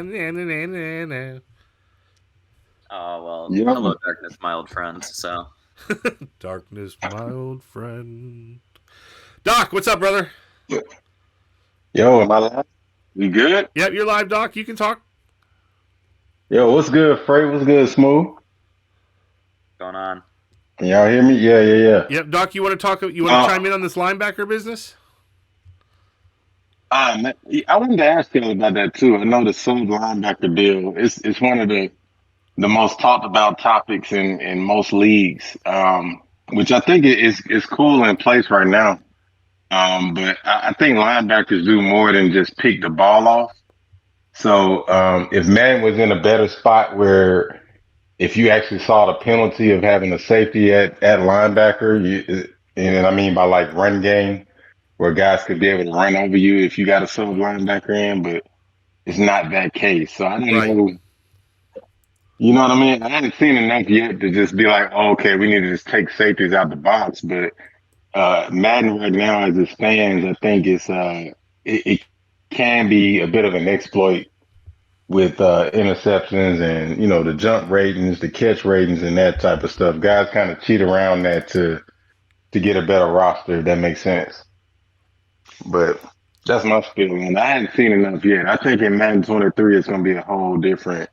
I think Madden 23 is going to get rid of a lot of the cheese that's going on right now. I think. Well, so my opinion has always been it'll eliminate cheese from the previous year, but people are going to find a way to cheese, right? It's as long as you have an animation-based program, and you'll never have true AI on a console. It's just not going to happen. So I think we're kind of stuck with it. You know, you hope for a better-based physics engine, but I just think that the calculations per second and from the different camera views and stuff, it's going to hinder us a lot. We're going to have animations for a long time, and that it's disappointing, but the game is what we make it, right? We always have gone above and beyond to improve the game that EA puts out. And I'm not one of those guys that says, you know, EA, the game sucks, it's a bum, it's a roster update. I don't think that. I think anyone that plays this game as much as we all do know that every single season that Madden comes out, the game plays completely different. Like this game 22 plays completely different than 21 did. You know, 21 played much different than 20 did. You know, there's new things that you've got to learn. They come out with new modes. You know, you've got Superstar KO. At one point in time, you had Draft Champs and then Mutt Champs and all. And it may not be things that we actually play, you know, because I know I don't. But I know that they do add shit to this game all the time. Whether or not I actually play it or not is a different story. But I'm not a believer in the big roster update things. Yeah, every year that they come out, it's a breath of fresh air compared to the last season or last year. But I think this sub linebacker thing has been present for the last 2 or 3 Maddens. Like for example, I'm new here, but maybe Smooth can kind of fill me in. Like Jordan Poyer with like 20-something interceptions at the sub linebacker spot, like. If we dig into that, like, is it really because there's no knock on the Bills? There's no knock on the Bills, but is it really because he's like putting out hellified defense or whatever? Or is it just because he's, in the sub linebacker spot, pretty much with Lurker, allegedly, is it that or is it just, or is it because he's putting together a great scheme? I don't know. I hadn't seen a player, I hadn't played him, but maybe Smooth could fill on that. But stuff like that is kind of where I'm like, man, it's kind of tough. It's kind of tough to watch.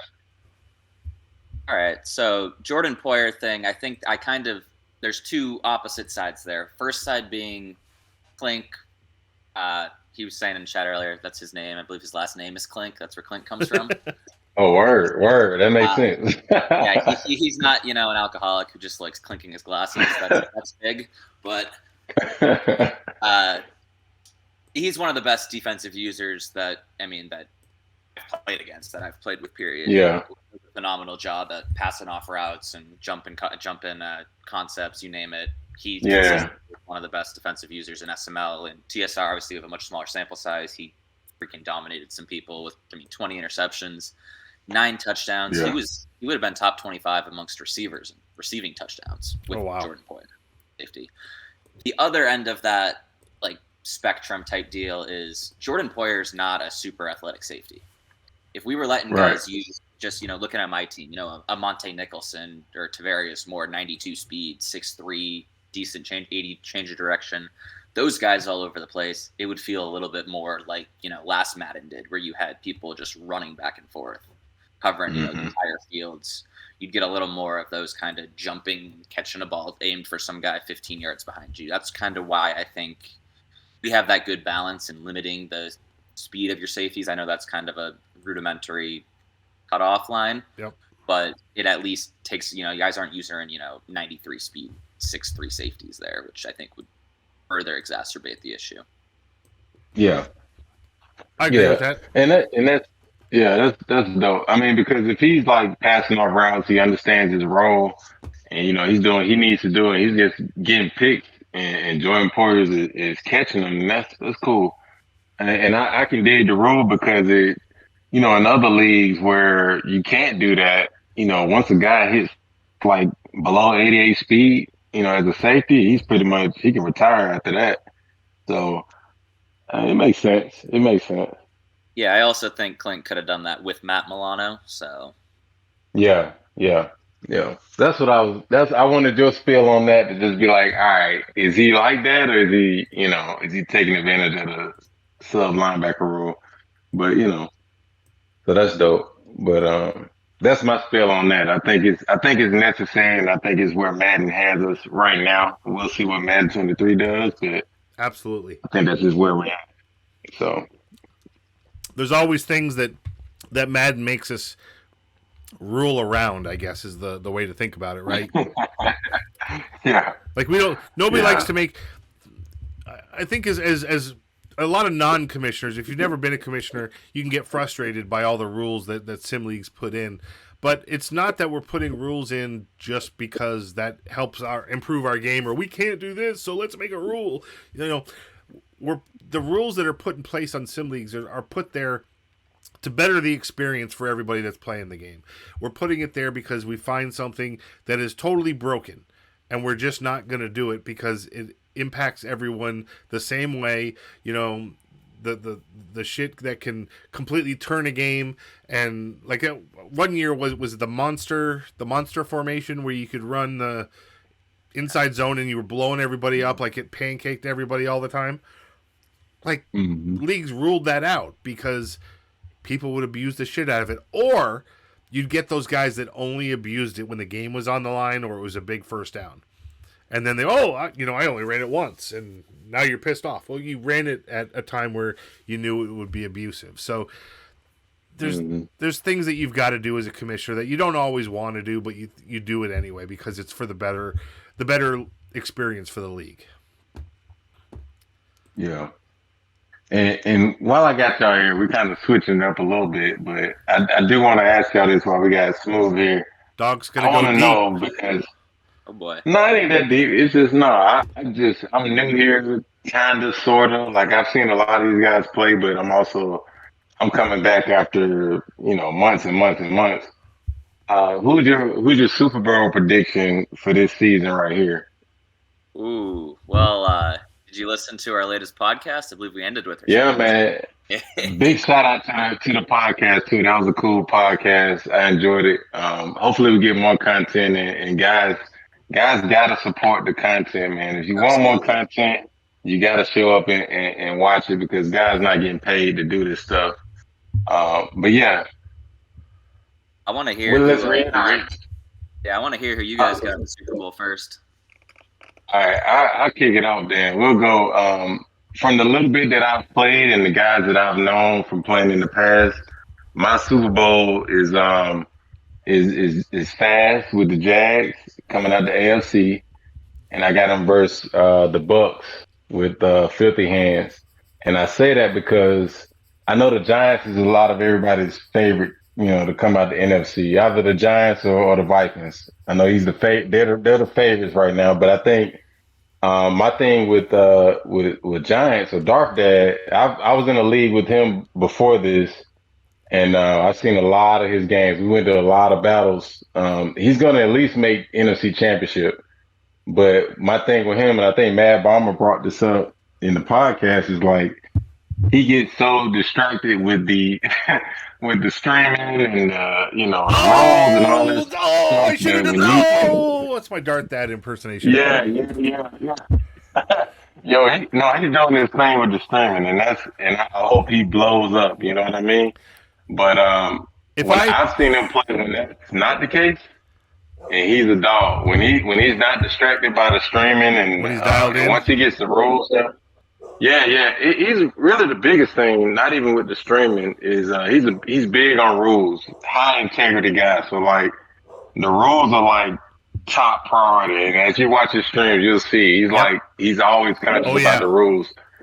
And so like once he get the rules down to a T and he has it memorized, like he's gonna be a problem. But I think right now he's trying to kind of make sure he's not stepping out of line with the rules.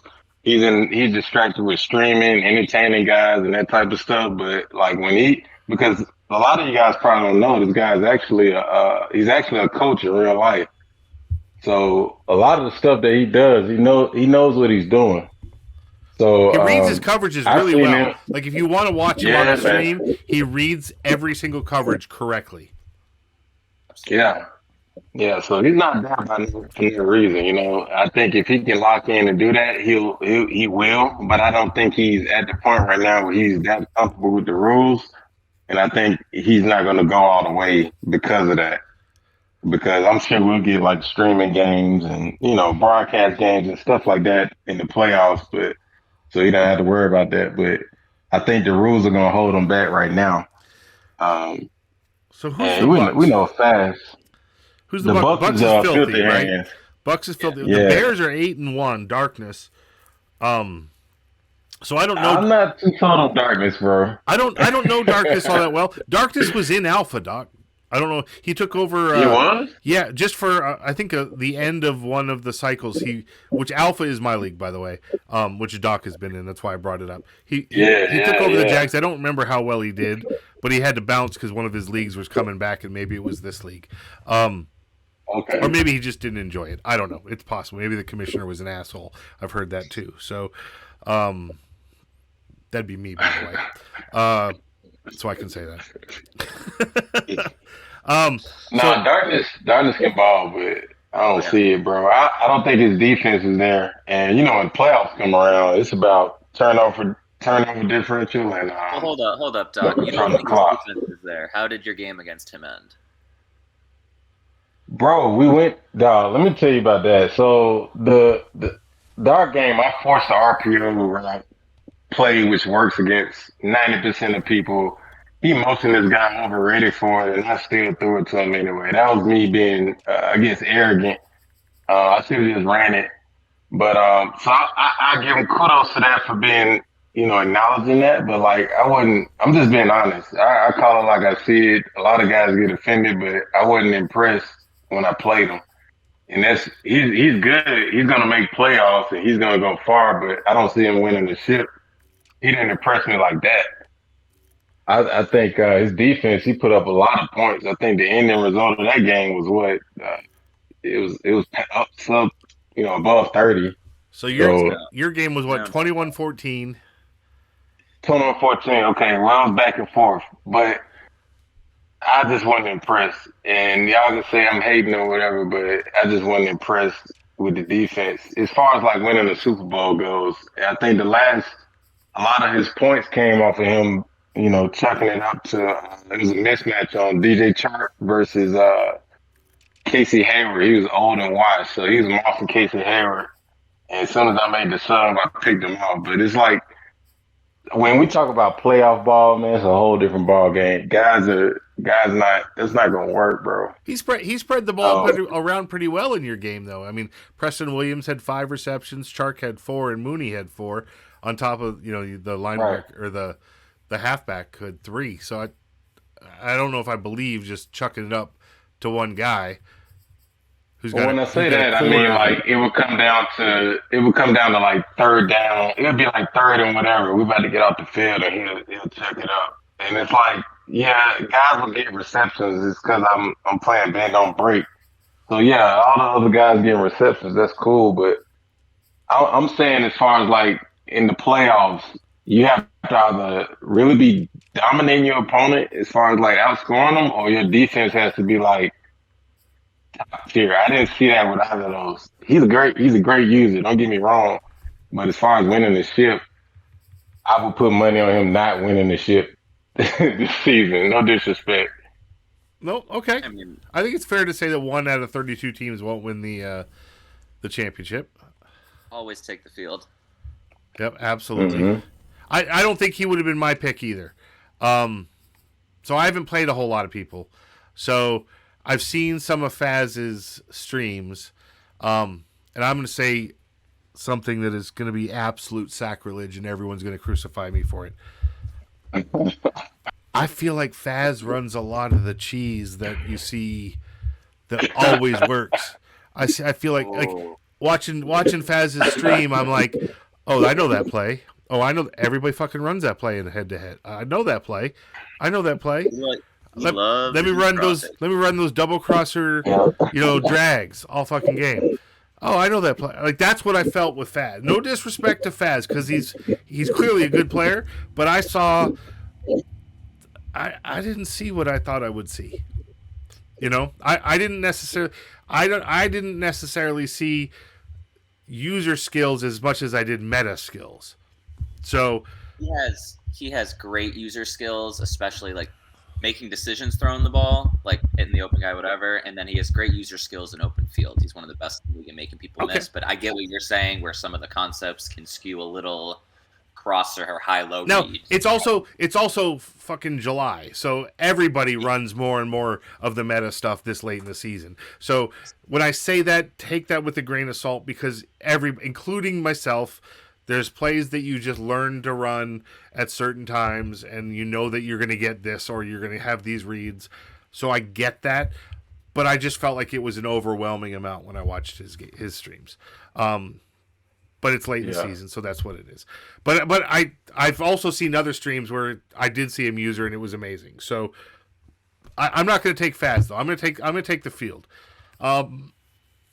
Who's the Ravens? Bomber. Matt Bomber, yeah. He won last year. He did. God, my general rule of thumb is always pick against the commissioner because he's too busy running a league to be good at Madden. But he looked really good with those Ravens. Yep. Do not work either. Yeah, I don't know. I might take Bomber. I may take Bomber in the NFC or in the AFC. In the NFC, Filthy's good. I got to side with Doc. I can't take Darkness only because I don't know him that well. I definitely am not taking Noobs. I don't think Noobs is going to happen. Maybe you. I think I'm going to probably say you. Okay. Smooth. I think that it's going to be you and Bomber in the Super Bowl. Bomber. That was the exact matchup last year. Was it? That's a solid Super Bowl. This is why I went with Faz over Bomber though, because Bomber, first of all, he has Lamar. Lamar is no telling what's gonna happen when you got Lamar. Doc, I give him that. tell them to quit pass committing when you quarterback contain. Quit pass committing when you quarterback that's the thing, contain. though. Look, 4 down linemen, Lamar don't quarterback contain, and don't pass commit. It don't matter with Lamar, bro. Like you said, I watched. It was I've played hundreds of head-to-head games against Lamar. Do not pass commit. 4 down linemen, pass commit, or quarterback contain, and don't pass commit. It just don't matter. This Madden 22, it don't matter because you can run him and he'll take off. And Lamar with the 96 speed and the escape part is like he out of there, bro. So I wouldn't even come into a game plan thinking I'm gonna sack him or like him out, Frank Train. Hey, Doc. Yeah. Is Tom Brady overrated? Oh, don't you start again. Oh, man, don't do that. Hey, I'm trying to lay low. Don't you start again. I just got 20 points off this stuff, bro. I'm trying to hey, you know how I feel about Tom Brady. I know. And I'm a Dolphins fan, I'm a Dolphins fan, so I'm biased. I think that I'm not going to. Let's not even talk about it. But yeah, I'm trying to lay low, but yeah, he is overrated. I hear this, very overrated, but I get it. So yeah, I think those are probably my picks. Smooth, who's yours? Like, or better yet, I got an idea, Doc. Oh God. I got an idea, and Doc, I know you know what I'm thinking about. So the tier rankings. One of the things that we used to do is go through and tier rank all of the members in the league. Oh, now, well. Here's your tiers. Tier 1 guys are guys that have a shot at the Super Bowl every season. Doesn't mean they're going to be in the Super Bowl, but they're a name that if they make the Super Bowl, you're not surprised that they made it. Okay, they should always be in the conversation. Tier 2 are guys that are probably always going to be in the playoffs. You expect them in the playoffs every single season. They might slip out if something goes wrong, have injuries or whatnot, or they miss a bunch of games, but you expect them to be in the playoffs all the time. Tier 3 guys are guys that are usually going to miss the playoffs. They might be like 8-8, they might be, 9-8 or whatever, and be right on the verge, but they could get into the playoffs some years, and they may have it a couple years and maybe not, but they're not one of those guys that are be guaranteed 10 wins every season. And then you have tier 4 guys that are Noel. Hey, Noel's getting some unjust hate. I'm on team Noel. I've lost to Noel in a playoff. I'm just okay. Yeah. So tier 4 guys are guys that are I've seen them play they're going to be the before. bottom. They're going to be the guys that you look at your schedule and you're like, okay, that's a win. That's always a win. Even the medium skilled guys are like, okay, that's a win. So let's go down your list because you know these people better than we do. I know some of these people better than you do. I will say, for what it's worth, the way the conferences shook out based on kind of my pre-existing notions and what I've seen so far, the AFC is much stronger than the NFC, as much as I love the NFC. I think there's legitimately the 7 teams in the NFC, the difference between 1 to 7, I don't think is that much, and I really could see any of those teams making a Super Bowl, even if I wouldn't call most of them Super Bowl likely, if that makes sense, like in a league-wide. That's fair. So let's tier rank some of these guys, and if anybody else wants to jump in and give your tier rankings too, we'll take it. All right? We going top to bottom or bottom to top? Let's start. Let's just go straight down. So we'll start with darkness. And I'm going to write these down, so I'm going to keep track. Here too. This is the beta version. Yeah, this is only 2 seasons. Yep, this version could change over time, but we're going to keep track of this to talk about it. All right, so we got darkness. Tier 2. Tier 2.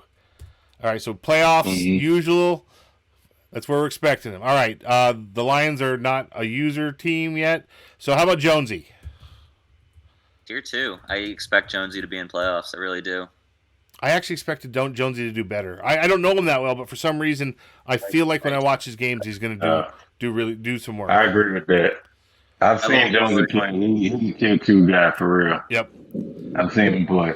I look forward to playing him without Aaron Rodgers next week. All right, so you can't tier rank yourself. So Doc, how do we feel about Smooth? Is it tier 2 or tier 1? What was tier one again? Just Tier 1 Super Bowl. Super Bowl. You would expect them to make Super Bowl. They're always in that conversation, or deep in the playoffs, Super Bowl possible. Yeah, I put Smooth. He's borderline, bro. I would put Smooth tier one right now. Tier 1, okay. It's a beta version, but yeah, I'll put Smooth tier one right now. All right, so we're gonna put him tier 1. I think he's probably tier 1, tier 2, tier 2, based on what we're talking. He's also my Super Bowl pick, and he was in the Super Bowl last season, so it's hard to take him out of tier 1 there. But yes, I'm the cutoff. Yeah. All right, Filthy. I'd be hating to put him tier two right now. Filthy hands. What's up? He's Smooth? the Bucks. What you got? I think I would put Filthy tier 2 until I've seen it, but I think him and Dark are kind of on that cusp of 2 and 3. Yeah, no, T2 to T1. I have him tier 2. All right, tier 2. All right, They're the tier 2 gatekeepers. gotcha. So I think I would probably put Filthy in tier 2 as well. I've only played him 3 times, and they were all 3 head-to-head games. So, Doc, you don't get to rate yourself. So, Smooth, how do we see Doc? This is a tough one since obviously his TSR showing has not quite been there yet, but I've seen him be what should have been a playoff team in limited time, and the SML universe. I think he's tier 2 as well, which is I feel like I'm just calling everyone tier 2. But you'll get there. I agree. I think yep. I think Doc is tier 2. He won a Super Bowl in my league. Did you win 2 or 1? I won 1, went to 2 or 3. Yep. You run 8 read options. That Super Bowl. Doc is a fucking read option specialist. I am Roman. I'm the read option specialist. There's a lot of people that don't. That I'll go ahead and address it. There's a lot of people that don't like Doc's gameplay because it is so run heavy and read option heavy and stuff. But he's simply counting hats. Like he's playing football. It's just it because it's so different than what everybody else plays. It annoys some people. When I first started playing Doc, I was pissed off, But the more you hated me, bro. I fucking hated that offense every single fucking time. But now I get it. And I've learned to adjust it. And our games are a lot tighter. I played a lot smarter. A lot of times it's just knowing what he's going to run and trying to scheme around it. Yeah. He's not taking risks. I'm a very Doc is a conservative player. I'm a misunderstood user, but there is. I don't think I run a. Correct me if I'm wrong. I don't think I run a cheesy offense that's unstoppable. I just think you got to do something a little different to stop it. It's a dink and dunk bullshit, which drives me crazy. Yeah, it's conservative. It's for the very that a lot of guys don't like Lamar Jackson in the actual NFL. I think a lot of guys think Lamar Jackson is a cheesy quarterback, but. He can be. Kind of a scheme. He can be, but he can. Like you're not running with Lamar Jackson the majority of the time. You're playing smart. All right, so moving on from Doc, I've got him in tier 2. Noel, where are we putting Noel? I put Noel tier 3. I've seen good Noel. I've seen bad Noel this cycle being in a league with him. And good Noel, when he had Aaron Rodgers, everything was good. He was a playoff team. Bad Noel without Aaron Rodgers, was the second, third pick in the draft. That pretty much leaves him at tier 3, I think. All right, so we think he's the bottom of tier 3 right now, right? Also, shout out Darkness for the Jonesy trick, y'all. Pat Bev reference in chat. Yeah. Nice. I agree with that, though. I think Noel's a tier 3 guy, but if you get the right team around him, he can push tier 2. Yep. That'd be the Panthers in a longer cycle. Yeah. So how about the Cowboys? Coach Seals.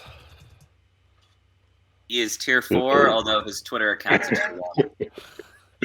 His Twitter is tier 1. I gotta check out his Twitter. Tier 1. Oh yeah. Content-wise, or just the shit that he's tweeting? Yes. All right. Maybe we won't pull that up on the stream. All right. So it's J Dog, elite. tell me about J Dog. J Dog is a decent player from what I've seen. He's not super present in chat. When he has been, he seems to be low inside. When he streams his games, he's showing his face, he's streaming it. But I've seen hit or miss in the play. I mean, him and Filthy have always been kind of linked as a dynamic duo, but I think Filthy's the better of the two. J Dog is tier 3 right now. Tier 3 for J Dog. How about Darth? Darth, yeah, at the very least, he's tier 2. I don't think any of the NFC guys are definitively tier 1. I think that conference is wide open. That opens up, he has a Super Bowl contender type deal. Same thing could be said for Darth, for Filthy, whoever. I think if I'm the end of tier 1, I would put Darth as the top of tier 2. But we haven't played each other yet, so that we do play each other this season. That should be a good game. How do you feel, Doc? This is where I disagree. I kind of disagree with that, bro. I feel like Darth is tier 3. What? I'm gonna put it like this.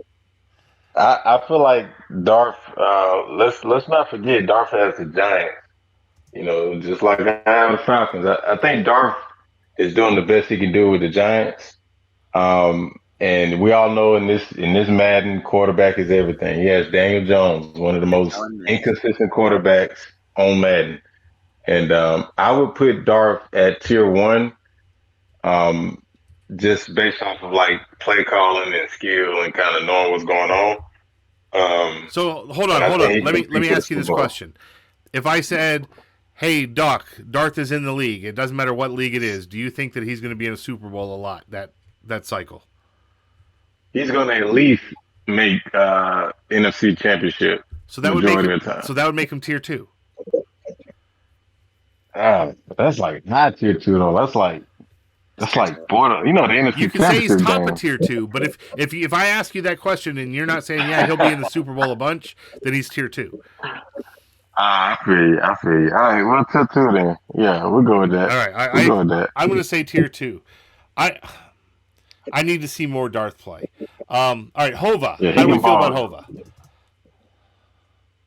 I love Darth, by the way. Yeah, I mean, his streams are electric. So amazing. Seems like absolutely amazing. Yeah, he's solid. I got Hova tier 4 till he irons out some interception stuff. I think skills trainer. Skills trainer. He gave me some trouble in the first half. I was losing the first half against him this season, and then Lance Kendricks had a couple picks and proved that linebackers aren't useless. Hova's in chat. I bet he's offended. Hova! Yeah. Over my guy. He's a solid dude. He's one of the guys that's going to support content. He's active in supporting stuff.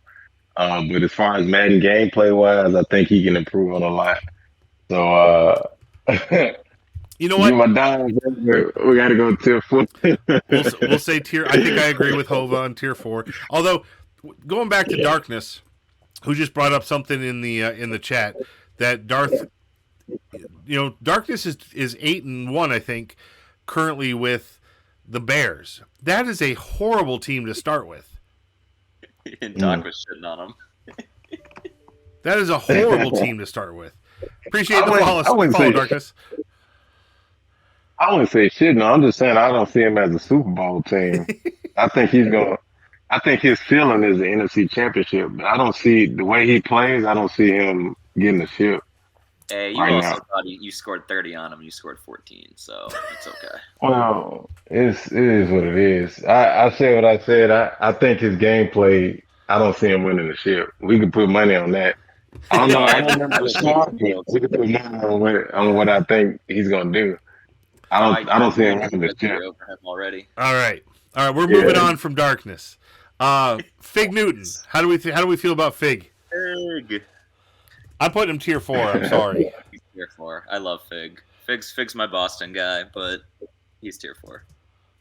All right. Yeah, Fig's a great guy. I lost to him, but he's still tier 4. Smooth, I think it's big. Just off what I'm saying. Smooth, I think Darkness. I think that what you did with the Bears is pretty decent.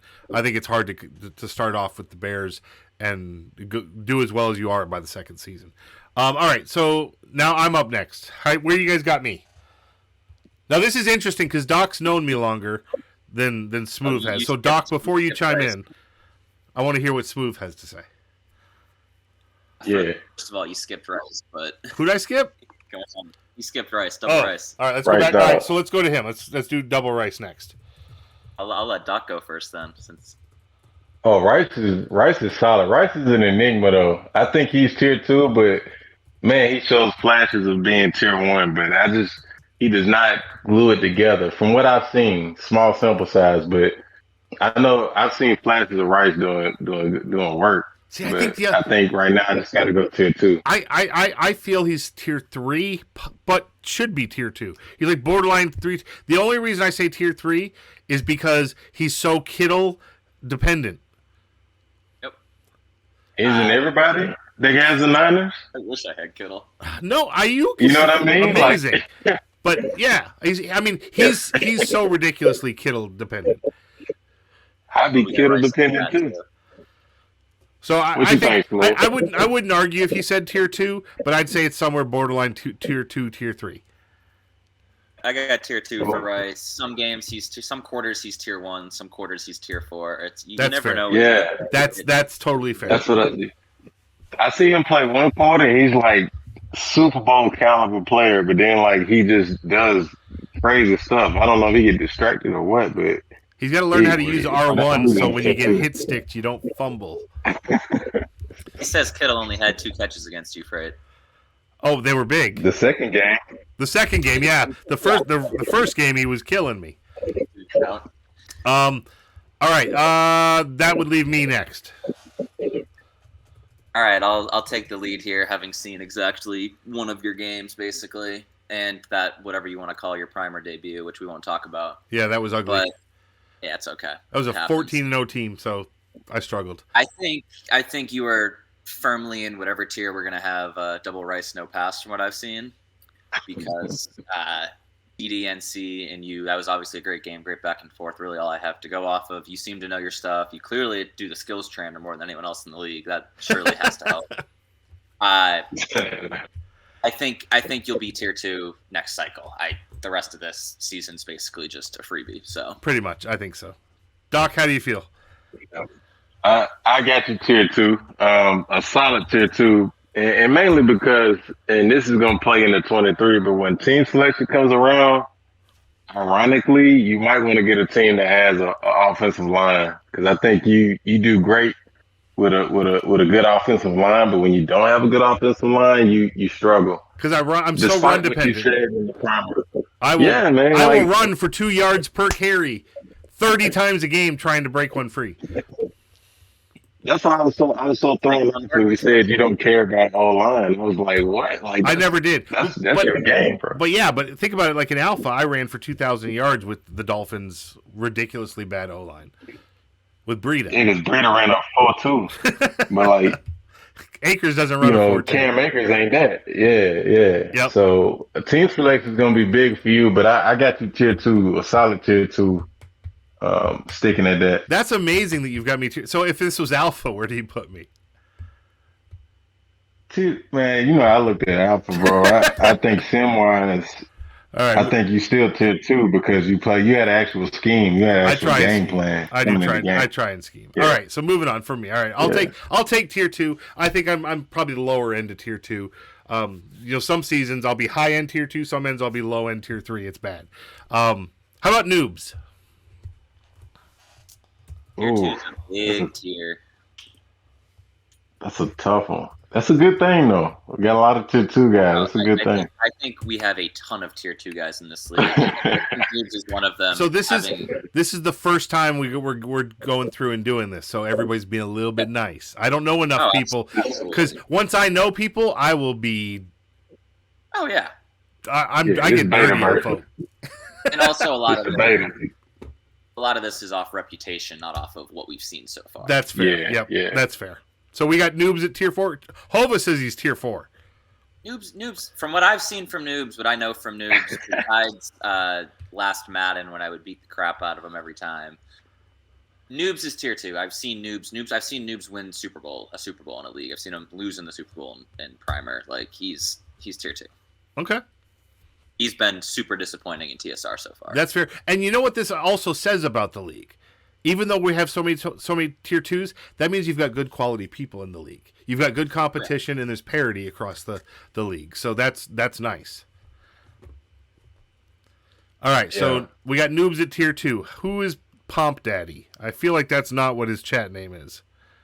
The Bengals. I believe it is. Oh, He's it is not Pomp Daddy. super- Okay. Yeah, he's not super active in chat. Good dude from what I've talked to him a little bit, but I think he's pretty firmly tier 3 or tier 4. I'll go tier 4 after seeing him get the break speed off him by, I think it was Clink recently. It could have been someone else. Yeah, he got handled by somebody. I can't remember, but Oh, it was the Dolphins game. It was the Dolphins game. that's right. He got handled by Timber. Yeah, he's tier 3. Close, weirdly, but Tier 3? You think he's tier 3? We got tier 3 and tier 4. I'm going to say tier 4. I'm going to settle. I'll be the tiebreaker there and say tier 4. How about my boy Deathwish? Full Master. Death Wish. I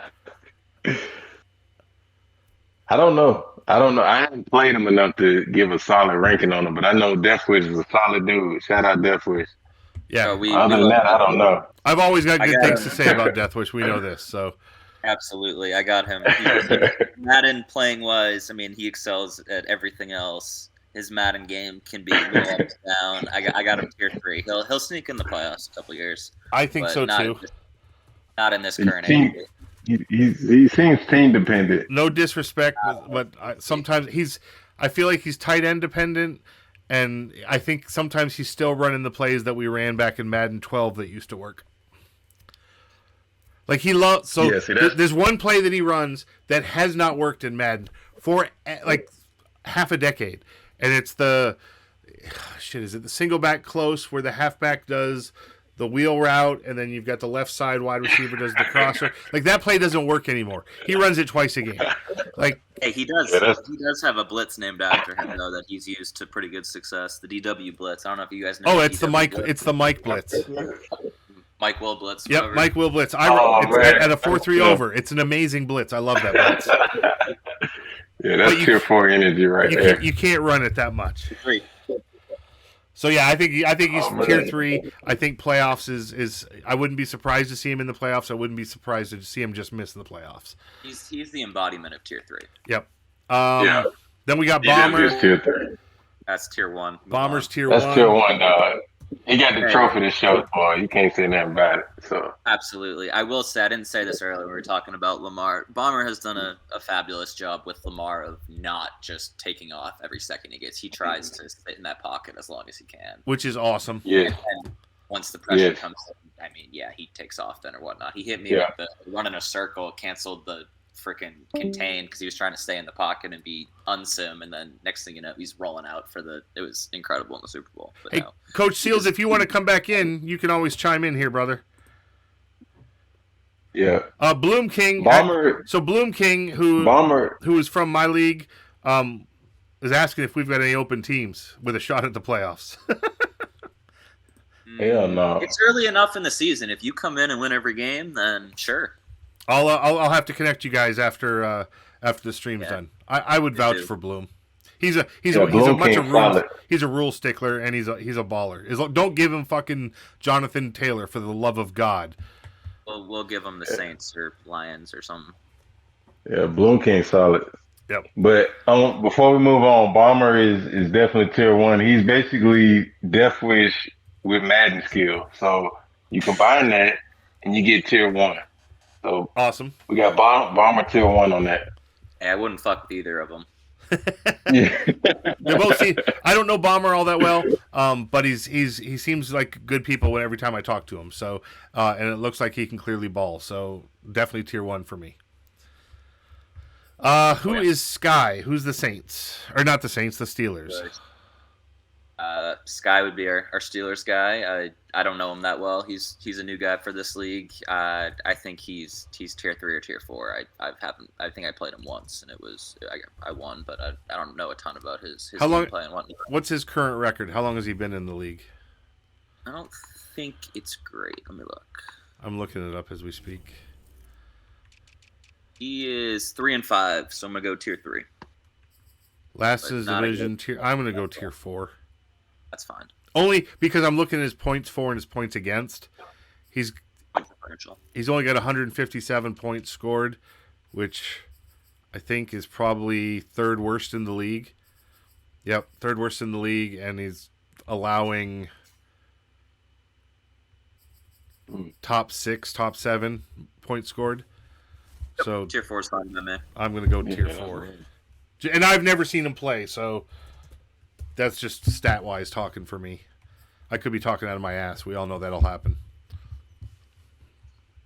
Cowboys, if you want to jump back in here and chime in, you're free to, brother. I saw you come in. All right, Hive is next. Hive is someone that I always see in chats. He's always contributing to the streams. You see him everywhere. I wish I would have paid attention to Hive when I played fucking DRNP, because I should have run Doc, can you believe I didn't run the ball? Trying to run out clock. No, I can't, bro. I'm still mad off of that Duck King stuff, bro. Like, I'm so pissed. You was tripping, bro. Yeah. Anyway, we gotta move on, because I'm still mad about that one. All right. I'll let you two do Hive before I do the little bro. All right, so Hive, I haven't seen enough of his games. What's his record? Doc, do you know him better than I do? No, the best I know about Hive is when we did the Duck Kings. We did the preseason tournament last cycle, before this cycle started, and he was pretty solid.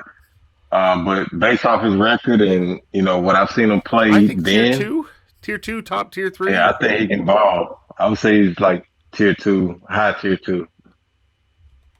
That's probably he know what he's doing. I put it like that. Okay, he definitely can run the ball.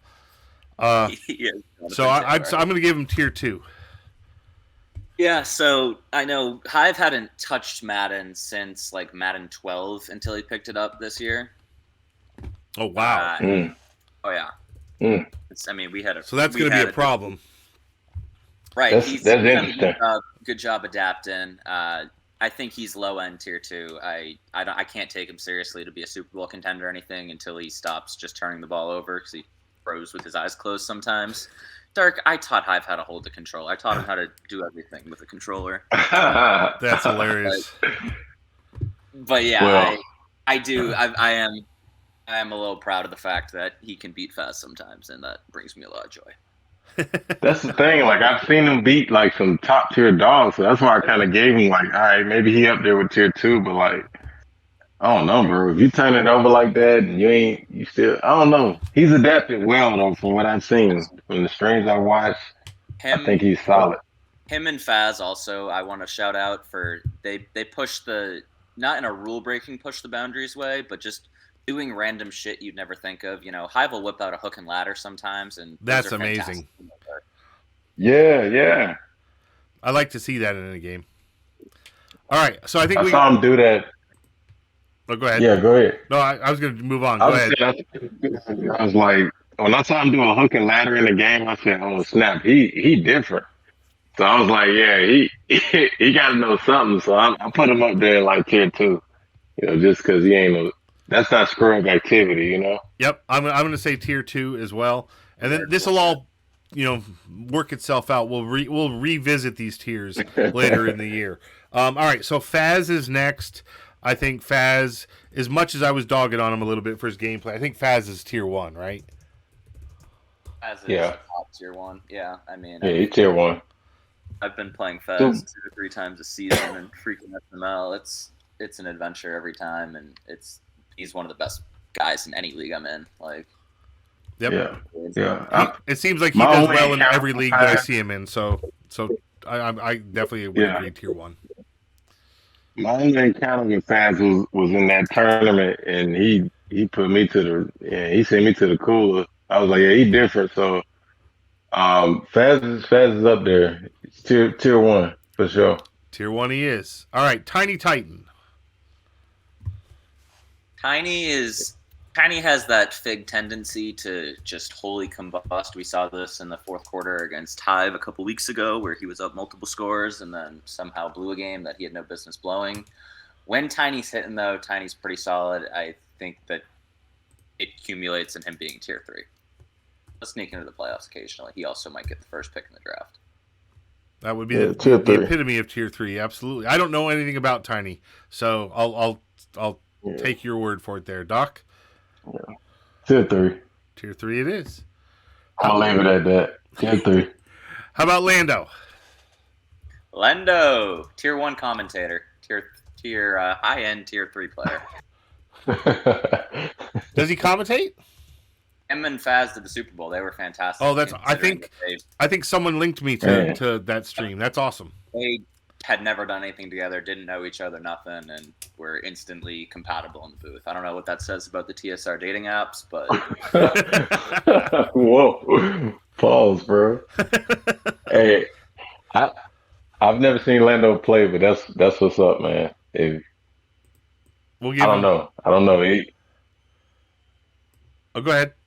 I don't know. Tier 3. I've never seen him play. So if Smooth say he tier 3, then he tier 3. I'm going to side with you. I've not seen him play either. So, and this was mostly for Smooth to kind of fill us in on a bunch of these guys in the league because I don't know them all. Yeah, absolutely. All right. So about half the league I knew going in, half the league I've been getting accustomed to. So it's gotcha. So how about the Bills, Snoopy, or the mystical duck? Mythical Hedge Duck, a.k.a. Clink, a.k.a. He's a big fan of Clink math. Colonel Clink, all right. If he didn't have the Bills, I'd say he's the same boat as me, that tier 2, tier 1. He's that same cutoff as me, I think. Him having the Bills obviously helps a bunch, but I think me and him are the gatekeepers of tier 1. I'd put it that way. That's fair. Or we're the top half of tier 2. It's pick your poison there. I'll say tier 2. I think although watching what he did to the Patriots, I don't know how we're going to rate the Patriots. That would kind of change my vote. But Dark jumped in here. Dark, go ahead and unmute yourself. Hello? Hi, Dark. What's up, Dark? Can you hear me well? Yep. Oh, we hear you. We're good. Okay, good. Nonsense.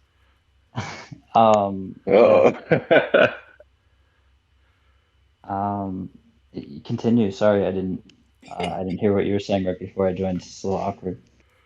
I'm gonna say this, man. I'm gonna take it off from here, yo. Hey, Clink got the Bills, and for most people that I see with the Bills, I think Josh Allen he's an underrated cheat code. He's kind of like Lamar in the fact that he has. Man, Josh Allen is probably one of the best quarterbacks on Madden. Yes. With the throw power, gunslinger, escape artist, a lot of stuff can be done. So it's tough to kind of rank. Heading into Madden 23, it's going to be kind of tough to rank Clink. But I do see a lot of defensive, game in Clink's game. So I would put him in tier 1 just off the defense, plus Josh Allen. All right. How about you, Smooth? Tier 1, tier 2? Where do you see him? Yeah, I think Clink is basically in the exact same tier as me in my experience with him and this and SML. He's the same boat as me. He has a better team now. He's had better regular seasons than me so far. I believe we're 1-1 in playoff games all time, like across leagues. So I think if I'm tier 1, he's tier 1. Put it that way. All right, we're putting him tier 1. Darkness, you want to chime in? I have not really watched much of his games or ever played him. So I was supposed to play him like a week or two ago, but he was on vacation. So gotcha. Darkness just early for the Batman segment. For the what? The Batman segment. We'll get back to Batman. All right, we're finishing up the last 7 here. How about the Dolphins guys? It's CMC. What's his chat name? Timber? Is that Timber? Yeah. You're a Timber expert here, so I'll let you lead on this one. Yeah, actually, I was one of the reasons I called it because I figured it was gonna get to him and everyone was gonna be like, "Oh, I don't know." I can't help but thinking about Kesha every time I fucking see him in chat. What's going on? I think it's for the Timberwolves, though. That's why. Not the song Timber, unfortunately. But I've been in a league with him for probably 2.5 years or so now. And he's always, I would say he's low to mid tier 2, almost always playoffs, 55-60% win percentage kind of guy, every year, a 9 to 11 wins every year, but like I haven't seen him make like too deep of a playoff run before. Okay. I think he's definitely the league's tier 1 chat troll. Whatever. Yeah, he's pretty good at trolling. Yeah. Whatever the topic is, he's going to take the worst side of it. Yeah, he does that in the other league too. We got a couple of those guys. That makes for a lively chat at least. Absolutely. So I think I could agree at tier 2. Yeah, that works for me. All I saw of his games where he blew the brakes off Bengals, and then his game against you, Dark, where he ran the ball like 4 times. So. Oh, that's horrible. I mean, to keep up with my offense that game, I mean. What is the rule on the rushes in this league? Is it 70-30? It's 70-30 ratio. Do you guys actually do the math on that every game? Oh, we not only do the math, we exclude, QB. If you QB scramble doesn't count as a run, that's a drop back. Sacks, kneels, jet passes get a little dicey. Like they count in the equation as a pass, but if half of your things are jet passes, that's a raging red flag. Yeah. Gotcha. Bubble screens, etc. That fucks up Doc's scheme. Just kidding. Hey, and one of the things that big shout out to these guys as far as the analytics department, bro. These guys are on it. So absolutely. Like I said, man, I'm probably one of the most misunderstood users as far as gameplay goes. Which it is what it is. But I can clean up whatever. But they on top of it. So quarterbacks runs don't count. Jet sweeps don't count. That's good. It's good to know this. So that's all you got to do. All you got to do is look at Rice's eval equation that spits out your final score and whatnot. It's clear that this guy engineers. So and it's clear you guys Rice is a problem. What's great about it is you guys give feedback to people that when they get their evals. Hey, how can I improve? What am I doing? Why'd you give me this score? Right. Well, that's the point of evals. They're for you. They're not for us. Yep, that's huge. Hey. You'd be surprised what leagues don't give you feedback. So it's a good thing, man. We can kind of get into to do better, and they know what they're doing. Being a good. All right, 5 wide shotgun. Gotta be tier 4 after that showing versus Clink. I gotta agree. Doc just dropped. He might be coming back. There we go. 5 wide shotgun. Patriots. I got him tier 4. Doc? I've never seen him. I don't know nothing about him. So whatever Smooth said. You better learn. I just got here, man. I'm trying to learn the read, learn these Falcons, man. All right, so we got him tier 4. We got 4 more to go. Broncos, game buster. We jumped past D-Muse, didn't we? Oh, Jets, yes, D-Muse. Sorry, my fault. Have you guys seen any D-Muse? I've not seen a single game. I've seen him a few times. Nothing crazy. All right, go. I would say tier 3 off. I would say tier 3 off the jump. Possible tier 2. He's kind of like a long range a double rice and a bean. Yeah, he's a tier 2 guy from what I know historically. I think he was the first team eliminated in the playoff race. Like he would have been the 8th seed last year in the AFC. It's tough with the Jets in a short league, but I mean, shit, we see what Dark's doing with the Bears, so. Yeah, I think D-Muse is tier 2, although he's played like a tier 3 guy thus far this league. So that makes him tier 3, doesn't it? If that's how he's playing. If that makes him tier 3, then Doc's tier 4 so far? No, I'm kidding. Man. Oof. No, that's my point being these are going off reputation. Let's go. Put tier 2 as well. I mean, he's my only loss so far. I think he was one of the Seahawks' only losses so far too. So his record isn't great this year, but he's taken out some good teams. I think I expect to see him in the playoffs next cycle every year. We'll put him tier 4. Or I'm sorry, just kidding. Tier 2. Tier 2. D-Moose is tier 2. All right, 5 wide shotgun. We already decided is tier 4. Bro. And low tier 4. If there's a tier 5, he's in it. He's like practice squad. Unsigned free agent practice squad. What's up, Low Gamer? Skills trainer. All right, real game busters up next. He's the Broncos. Buster's interesting. Buster has been a bit of a dynamo, and at the same time, like shown some real tendencies to throw a bunch of picks. I think he's probably tier 2. He's shown flashes of being very good. He's shown flashes.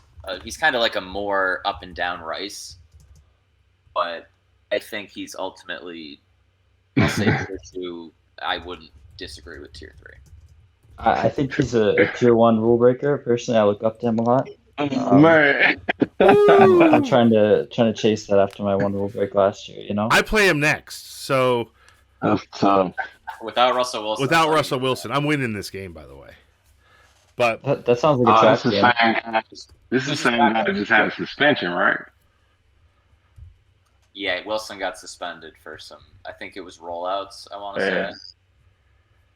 Like the rollout stop and waits. It might have been ratio. I don't remember the exact thing. We have it logged. So Double Rice says he was up 31-9 on Buster before he started force feeding Lance for a dev game, and Buster pulled out every cheese play he possibly has. A little bit. Guys, the mutton is doing shows sometimes. He's made some strides, but some mutt has shown through. So are we saying tier 2, tier 3? Are we saying tier 3, but the mutt moves makes him tier 2 sometimes? He's a tier 3 sim player right now. Okay. Yeah, with the mutt equated in there, you got to go tier 3. Gotcha. He has been admitted. I will give him credit. He admitted from the beginning he was new to sim. So to me, that's like the kind of owner that you want to develop, because a lot of these guys that come in leagues, especially that are new and never been in a sim league, you come at them with a suspension or a violation or a breaking of the rules. To me, when I was as a commissioner, I've always reacted more so on not necessarily them breaking the rules the first time, but how they react when you come at them. Because the guys that are like, no, dude, that's my bad. I'll adjust. That's my fault. I play mud. I do this. I'm not used to the rules. I'll get better, but I appreciate the feedback. Guys like that are like that are guys that will stick around and make an effort to change. The guys are like, well, that's fucking stupid. That's dumb rule. Those are the guys that you don't want to be around. What's up, Faz? Appreciate you joining the stream. Faz, you should be jumping in here. Is where you should be. Faz should be in on this conversation for sure. We missed Faz's favorite segment too. Do linebacker lives matter? So Faz, yes, linebackers. So Faz, I'll tell you, I don't know if you watched the whole stream yet. Go back and watch it, because I said the couple. I'm the one guy that said I watched the stream and I was a little disappointed because you ran a lot of cheese. A lot of shit that you see in head to head, play after play after play after play. But we all agree that you're tier 1. Which, by the way, we're tiering everybody. Tier 1, for those that just chimed in, tier 1 is, expect to be in the Super Bowls at any season. Doesn't matter. Tier 2 is guys that you expect to be in the playoffs. They could be in the Super Bowl, but they should go deep in the playoffs every time. Tier 3 guys are guys that are probably just going to miss the playoffs, but they might get a wild card. They may sneak into the division round, but they could also be, 3-13, 3-14 one season. And tier 4 guys are just ass. You look at them and you're like, well, hey, they contribute in chat. Thanks for stopping by. But no, they're guys that might be really fun to have in the league, but competitively, they're not the greatest. So that's what we're going through. We've got a list of everybody. We'll recap it, and I'll post it in the chat later, so that we can have everyone's feedback for the next Trash Talk show. But so where are we at? We're at we put Buster at tier 3. We got QP. And Double Rice, No Beans, you can unmute yourself too if you want to chime in as well. Rice still in here? He just popped in. Oh yeah, it's a party now. We got Foz in here. We got Rice. Yo, and I usually try to limit the number of people that are on a stream at one time because I don't like people walking all over each other and talking. It tends to get real distracting. But we're wrapping up, so we're doing a good job here. So QP, where we got QP? That's Faz's cult member. Wow, way to just throw that out there with zero explanation. Faz is in here too. I didn't see Faz sneak in. Oh, I just snuck in. Oh, nice. What's up? It's good to meet you. Nice to meet you. Hi, too. my name's Freight Train. I like long walks on the beach, and no, all right. Playing the ball. Except for, yeah. All right, Faz, QP, where you got him? QP on the tier list here. Yep. So he hasn't really shown it this season. I believe he's taken a lot of forced losses.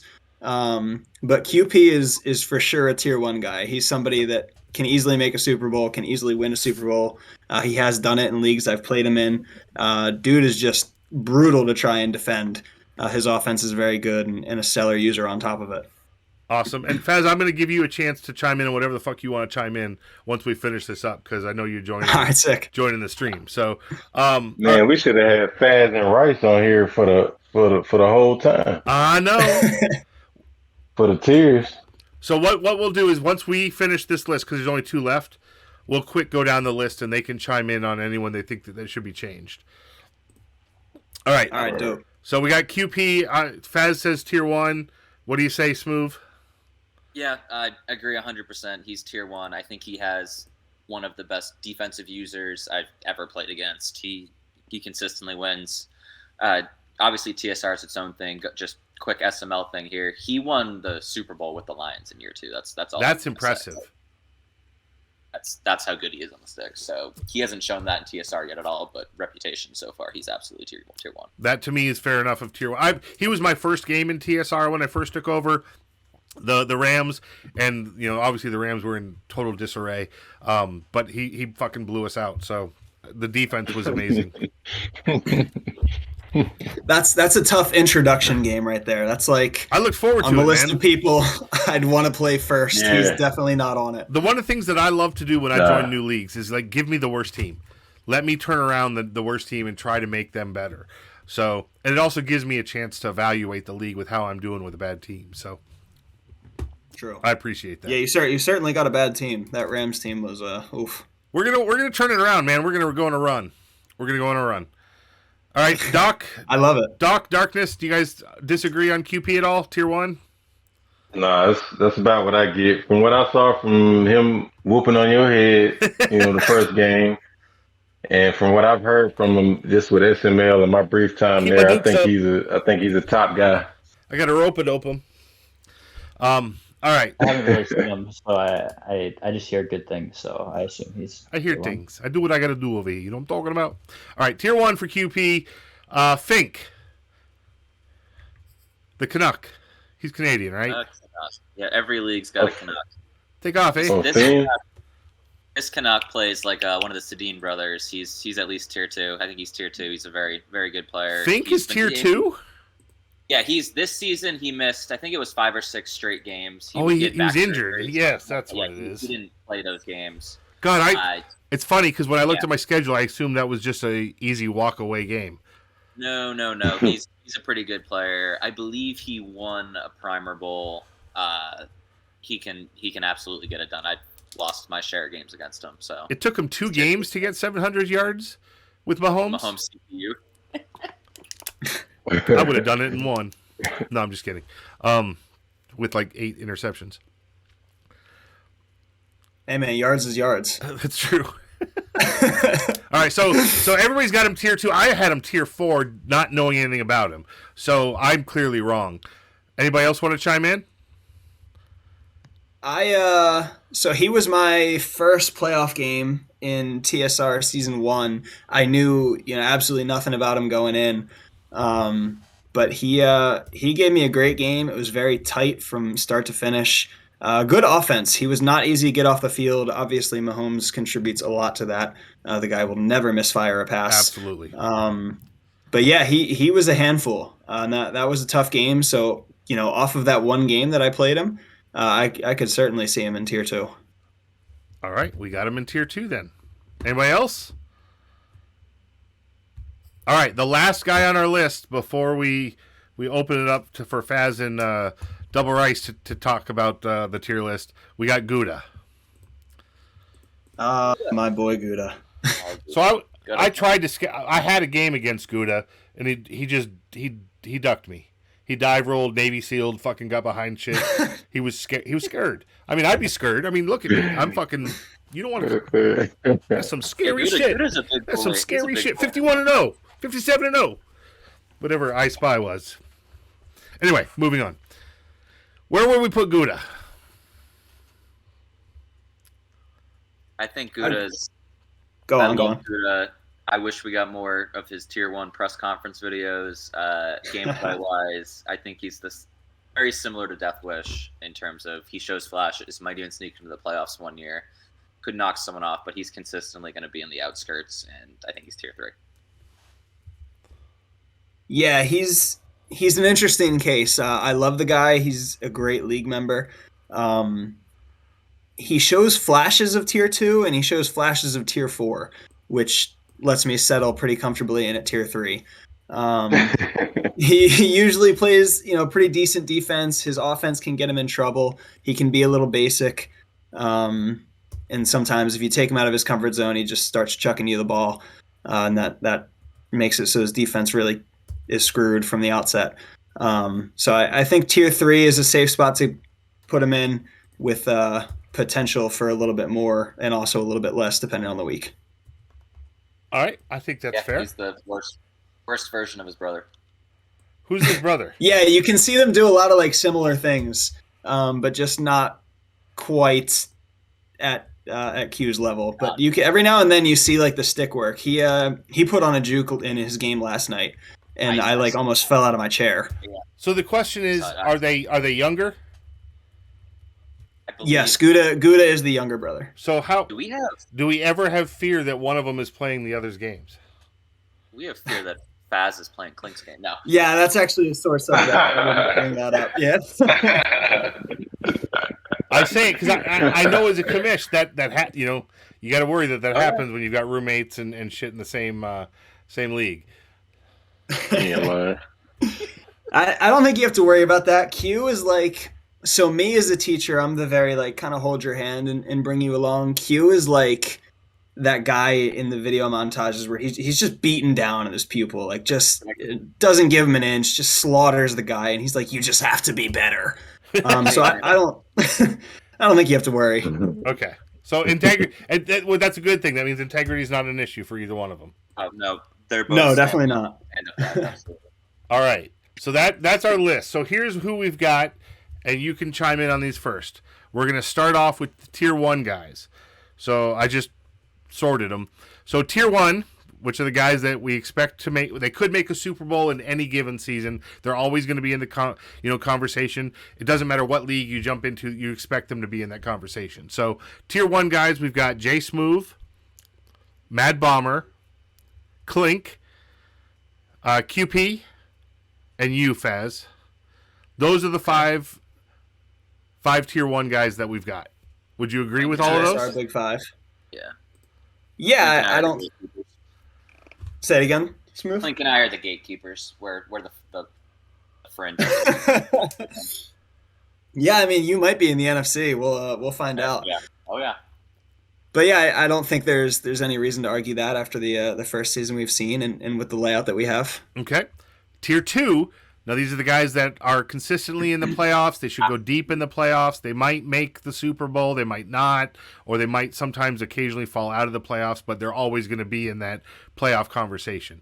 So, and if you think any of these guys should be raised or lowered, don't be afraid to speak up. So, in Tier 2, we've got Filthy Hands, Darth Dad, Darkness, Jonesy, Doc, DRNP, Hive, myself, Fink, Noobs, Timber, and Demuse. Oh, I straight up forgot Dom was in this league. Good for him. Tier 4. Man, that's a tough break right there. Yo, that's tough. That's tough. Yeah, that's a tough one. I think took a shot from Cockknocker all in one thing. All right. I think without the Jets, we could see D-Muse move up, but I think the Jets are not his style and they're not built. So in a 2-season cycle, I think the Jets are what holds D-Muse back. Might even put him in tier 3 for me, honestly. But as a player, I could certainly see him in tier 1. You could see him in tier 1. All right, so we're kind of hitting the middle here at tier 2. Yeah, strictly from a player perspective, I don't think he should be in tier 1 with the Jets. But I think there's potential in the future for that. Okay. Any other people that you think you would move? I might have to, as much as it hurts me because I think he's great, I might have to move Noobs down. Throws a lot of picks. And that's one thing that really you can't afford in Madden.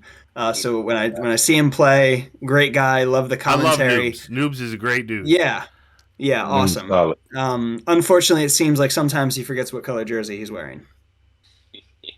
Bro, and that's what's crazy. I was watching a Noobs game today, I think, and the dude's brain is going 90 miles an hour. I'm like, if you just kind of simplify it a little bit, bro, you wouldn't make so many mistakes. But it's like he's overthinking it, and he does crazy stuff. But he's making it work with the Seahawks. But I can completely see that. So the question is, going on. The question is it the Seahawks that are making him tier 2 right now, and he's a tier 3 guy?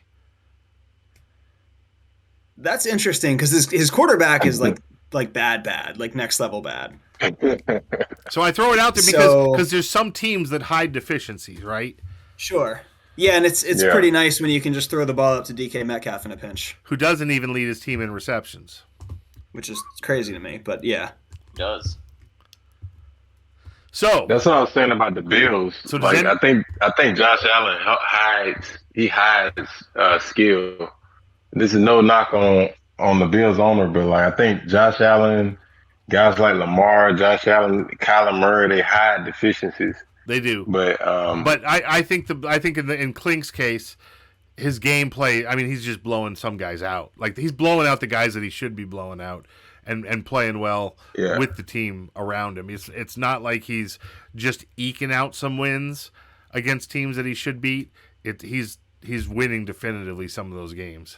Yeah, to me, his defense puts him up there more so than just as an overall offensive guru and all that. I think his defense is was getting him there. Okay, so yeah, as the biggest Klink supporter in the entire league, unmatched, I can assure you that Josh Allen hides a lot of offensive sins. But of course, you can't give somebody like Klink the Bills' defense. We've seen what happens. Right. So, I think Doc is very much on the right track there. Okay. So let's go back to Noobs real quick. Are we bumping him down to tier 3? Or are we keeping him at tier 2? I'll swing the axe. I'll bump him. All right. So we got to vote for Faz to bump. Doc, what do you say? Hey, I ain't in this. My name Bennett. I ain't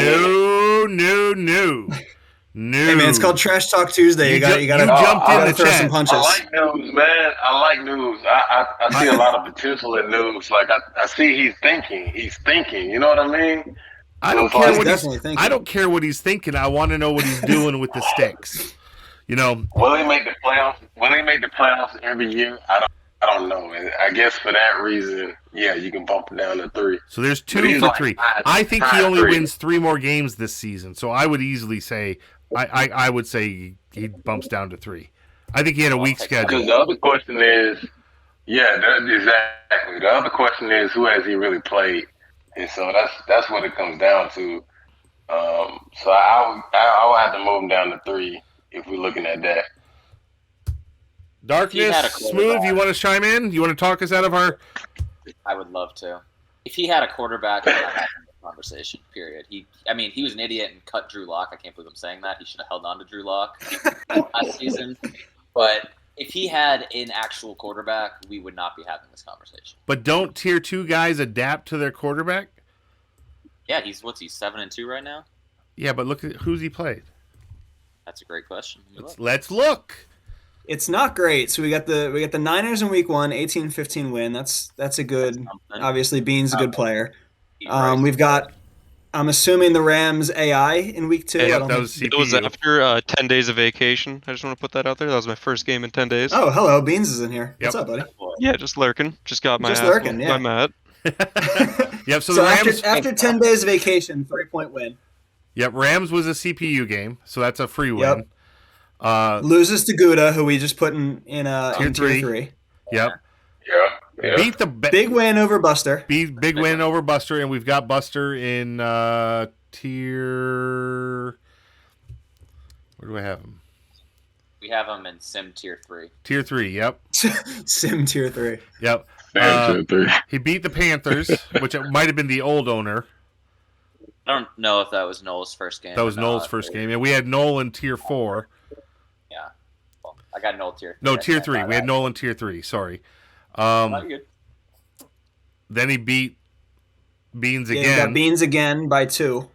So now I got to write down Beans. Double run, no pass. Fucking. Yeah. Double duck. That's what I was Beans saying. has, I'm gonna need a too flow many chart. names. I'm gonna need a flow chart.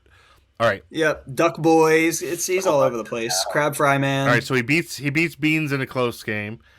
Clutch goal. Then he walked over Fig, which we've got in Tier 4. I love Figs, but I might even put him in Tier 5. Yeah, we had that conversation. Yeah. Then we had then he lost to the Jets, who he said was Tier 2, right? Yep. And then he beat Hova, which we have Hova in Tier 4. Yeah, he's played. Yeah. So he's beating. So that's Tier a lot of 4 Tier 3 guys. He's losing to the Tier 2 guys above. Yep. That's a Tier 3 resume right there. It is indeed. I'm sorry. It does get interesting coming up. Chargers on the schedule, right. Filthy on the schedule. So this is why I Jonesy said on the he's only schedule. winning 3 more. I think he's losing to QP. Yeah. I think he's losing to Filthy. I think he's losing to Jonesy. I think he's gonna barely beat the CPU Saints. I'm just kidding. I think he beats Fig. I think I said he was gonna beat Fink, but it sounds like he won't beat Fink. Yeah, I don't think he beats Fink. So he doesn't beat Fink. He's not gonna beat Doc. And I'm definitely going to beat him down again. I say that again. So I said again. Again. Herb Brooks style. Again. Miracle. Love it. Oh, yeah. It's like my favorite movie. So I don't see a lot more wins on this schedule. You might have to move him down one. So Tier 3 he is, right? Yeah, I think so. Yeah. Yeah. It's tough. I like the kid, but that's tough. Smooth, you're the last man standing on this. Yeah, I'm fighting back because if we're going strictly off what we've seen from people, we got to change a whole lot of these evaluations because we got people that have come in and gone, 1-3, 1-4. We have got someone like a Q who's put up a Tier 2 resume at best so far.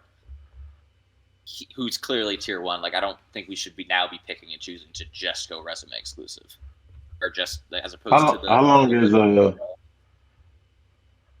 long has News been here? Was he here season 1? Yes. How'd he do? What did he do then? That team's really bad, though. The Seahawks? Yeah. He went 5-12 last season.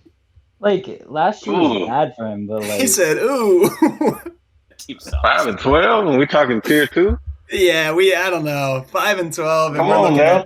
That's fair. I just got to call him like it is, Yeah. 5-12. What we've seen so far, he's Tier 3. And if I've we're got doing all the that, last we season's won't records know. pulled up, so let me know if you need more. All right, I'm officially bumping him down. I'll be the bad guy. That's fine. Look, I got broad shoulders, man. I can take it. All right. Yeah. So TSR resume. So he's now Tier 3. So here's the Tier 3 guys that we have. We got Noel at Tier 3. We now have Noobs at Tier 3. Welcome. We've got Buster at Tier 3. Gouda at Tier 3. Deathwish at Tier 3. J-Dog at Tier 3. Tiny Titan, Lando, also at Tier 3. Faz, I did say that Lando was a Tier 1 caster. He's absolutely a Tier 1 caster. He did. There's no question about that. Yeah, absolutely phenomenal partner in the booth. Enjoyed every second of that. I'm curious to see Lando with a better team. The thing is, we just won't see him with a better team, so you can't take that into consideration. But I think Lando is somebody to keep an eye on for next cycle. All right, so I think we're all good on Tier 3s. So that leaves our Tier 4s, which we appreciate you guys stopping by. Appreciate your contributions to the league. Thank you for the wins. That's gonna be Fig Newton, Coach Seals, Pomp Daddy, Sky, and 5 Wide Shotgun. Yeah, but, I got no however, issues there. I hear Coach Seals has a Tier 1 Twitter. I have enjoyed the tweets for sure. I can confirm that.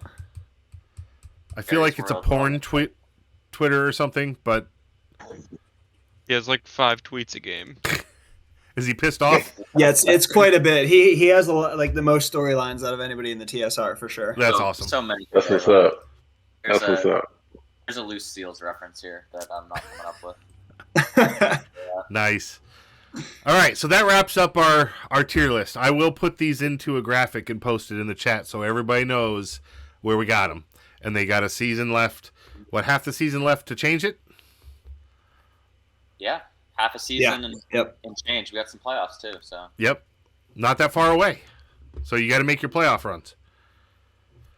All right, so now that we've done the tier list, Fink, this is you're the first time on the show. What do you want to talk about? Faz. Faz, yeah, not Fink, Faz. Oh yeah, I heard Fink. Look, I'm still learning, everybody. I'm new. A lot of names. Look, just be like fucking new guy. Shut up. Call me. Get my name right. Don't you worry about it. You can call me whatever you want. Everybody's got 1.5 million names. I just assume that you'll pick it up. Yeah, you're lucky. I'm somebody with pretty much only one. I mean, real life it's a longer story, but Faz works everywhere else. Nice. I hear from you actually. The first 2 seconds I was in the stream, I was called a cheese ball here. So I went back and looked at some of your Super Bowl streams, and I didn't see it in the Super Bowl streams. I think they were SML streams and stuff. And I see everyone talk really highly about you.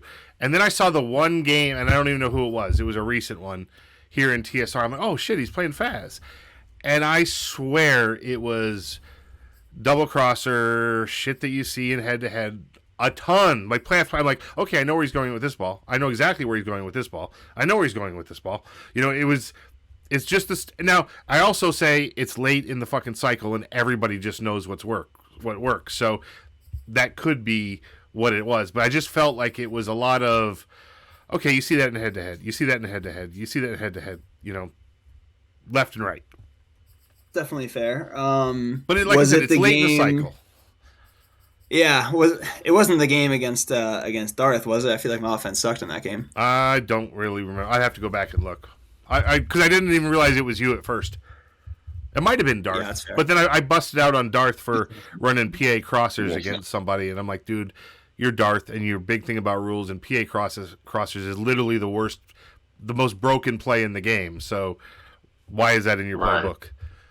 I mean, I'll happily run PA crossers if you're going to give me straight man across the board. Yeah, I don't know. My offense will change based on what people give me and what people run consistently. So certain things, obviously, we know will beat certain things.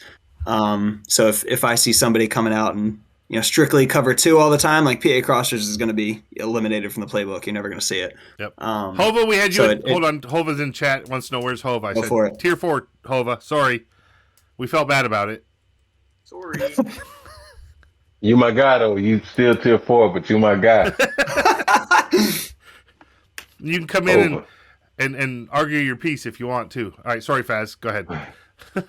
Oh, no, you're good. I think I was at the end of my point anyway, so, I mean, that was pretty much it. So tell me, guys, what do you think about the future of of TSR? What's the plans for this league? I mean, obviously, everybody's plans for everybody's league is that we're going to be number 1. We're going to do big things. We got a lot of content. We got great streamers like Darth and a ton of people that are doing fantastic jobs.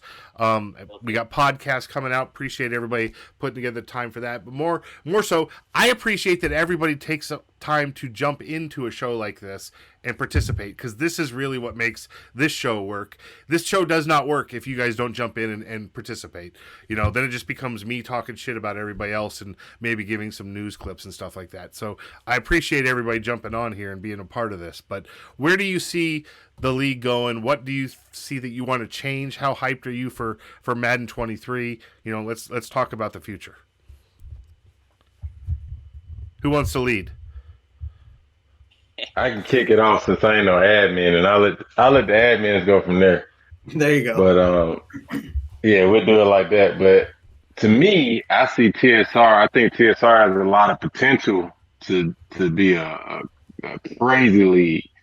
I think a lot of the guys the rules are not crazy, but everybody wants to play sim. And I think that was one of the biggest things that I liked about SML and Primer is that, guys wanted to play, on a fair playing field. Yep. And then the content, from a content standpoint, is there. It's just guys got to support it.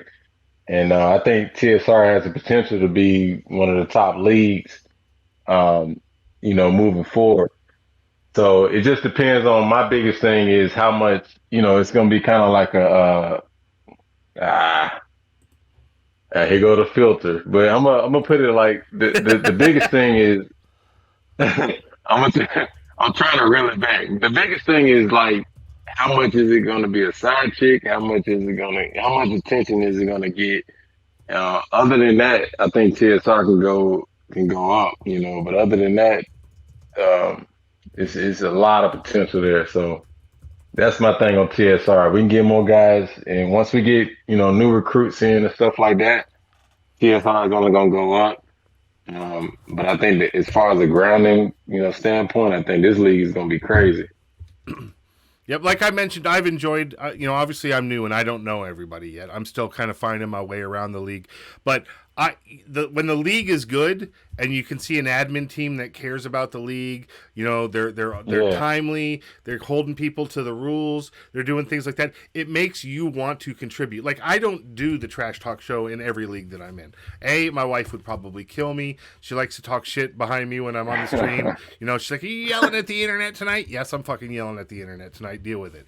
It is what it is. But it makes me want to create better content for everybody. It makes me want to be, the guy that's putting out more and more stuff so everybody enjoys the league. And I feel like everybody in the league has that same grasp, like, hey, I'm going to, like Darth, I'm going to get on my stream and I'm going to be the most energetic person that I possibly can. I'm going to entertain people as we're going. My wife just texted me for 3 goddamn hours. You've been yelling at the internet. Yeah, well, that's what I'm doing, right? So it is what it is. But I feel like everybody putting it out. You don't see leagues doing podcasts. You don't see leagues doing the polling posts and the playoff posts. You just don't see leagues. There's some leagues that come in and just play their games and that's it. And it's hard to schedule and you get a ton of sim games.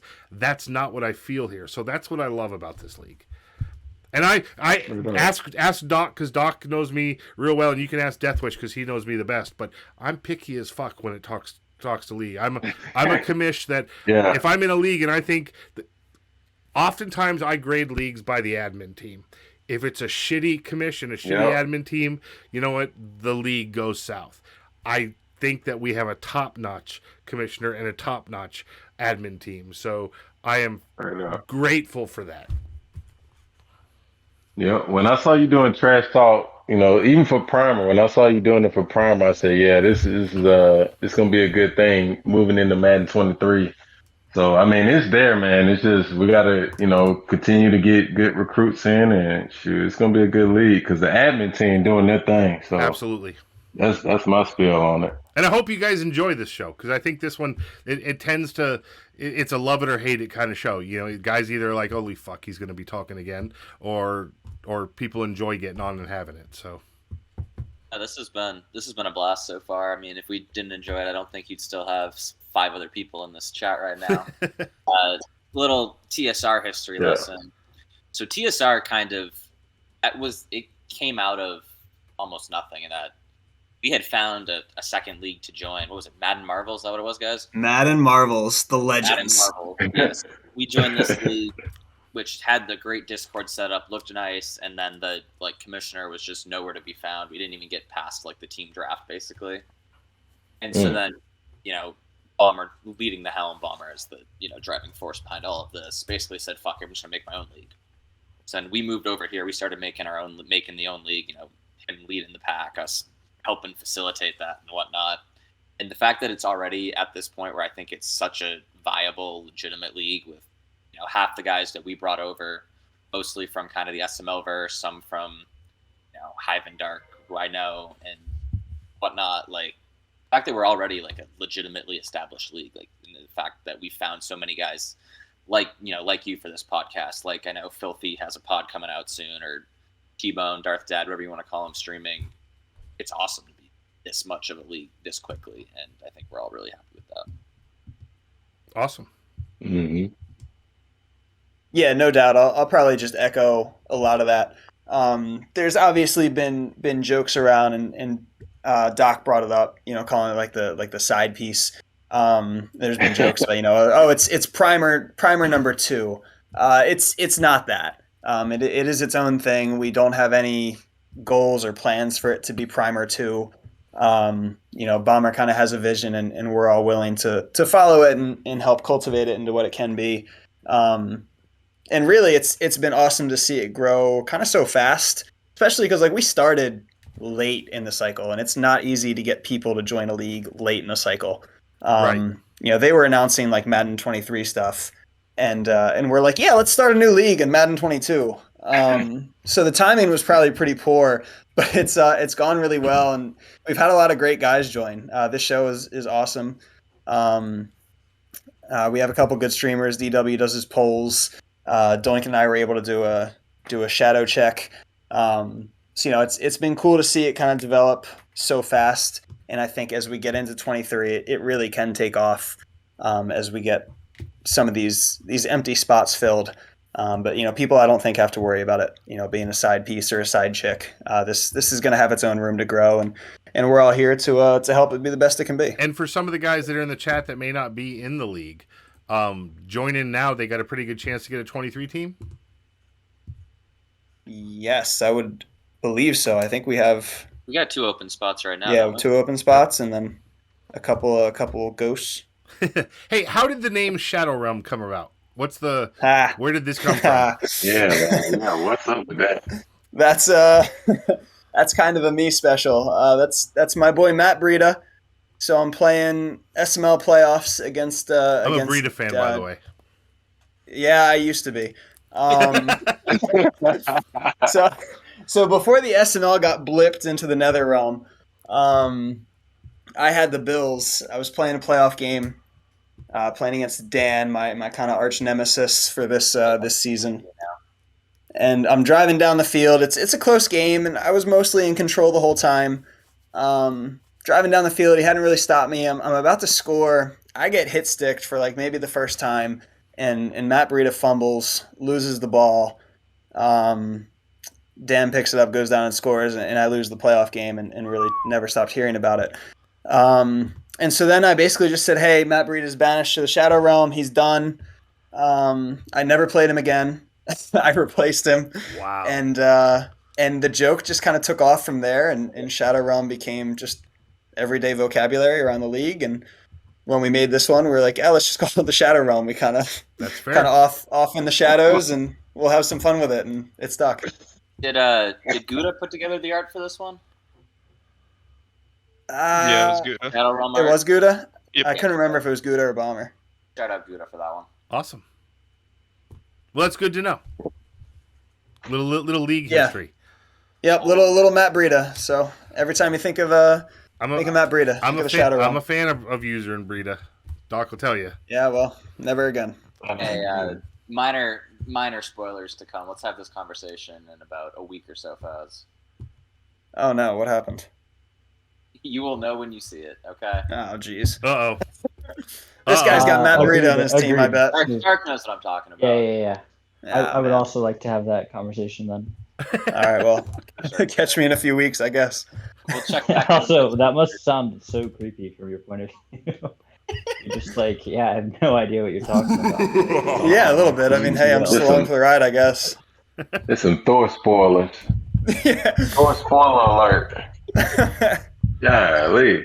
Jesus. All right. So, do we have anything else? You guys, we've been going for 2.5 hours, almost 2 hours, 45 minutes. So, jeez, that's impressive. I know. I'll take it for a first show for the league. I think that's about it, unless Dark's got some Super Bowl picks he wants to give. I think everyone else we've heard predict stuff, so putting him on the spot here. If he's still here. Hi.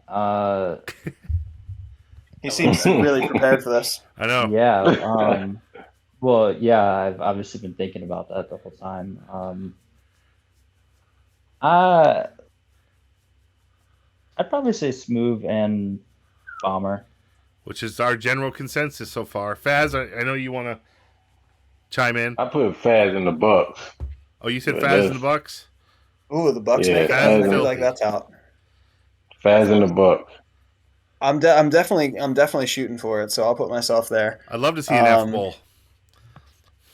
And then Filthy showed me some good things last season. I can see Darth breaking through as well. After playing him, he really impressed me with his game. Locked down on defense. It kind of looked like it was going to be a blowout, and he locked up in the second half. So that beta user is evil. Yeah, for sure. So I could definitely see him breaking through. NFC is good. NFC is going to be a real fun playoff. Honestly, I'd love to see Clink make it too, even if it means I don't make it. I'd love to see Clink get there. So that's great that you want to see all these. Who's your picks? That's fair. Let's go with. Yeah, screw Clink. I'm gonna make it, and I'm gonna put Darth there. Me and Darth rematch in the bowl. Darth and Faz. All right. Hey, that was my pick. Let's go. Hey, there you go. Sweet. Well, guys, I appreciate everybody jumping on. I appreciate everybody that joined in, everybody that followed. I appreciate you guys, supporting the stream, supporting the league. Hopefully, you guys keep continuing to join this. We got to pick a day on what you want to do this. So I do Trash Talk Tuesdays for Primer on Tuesdays.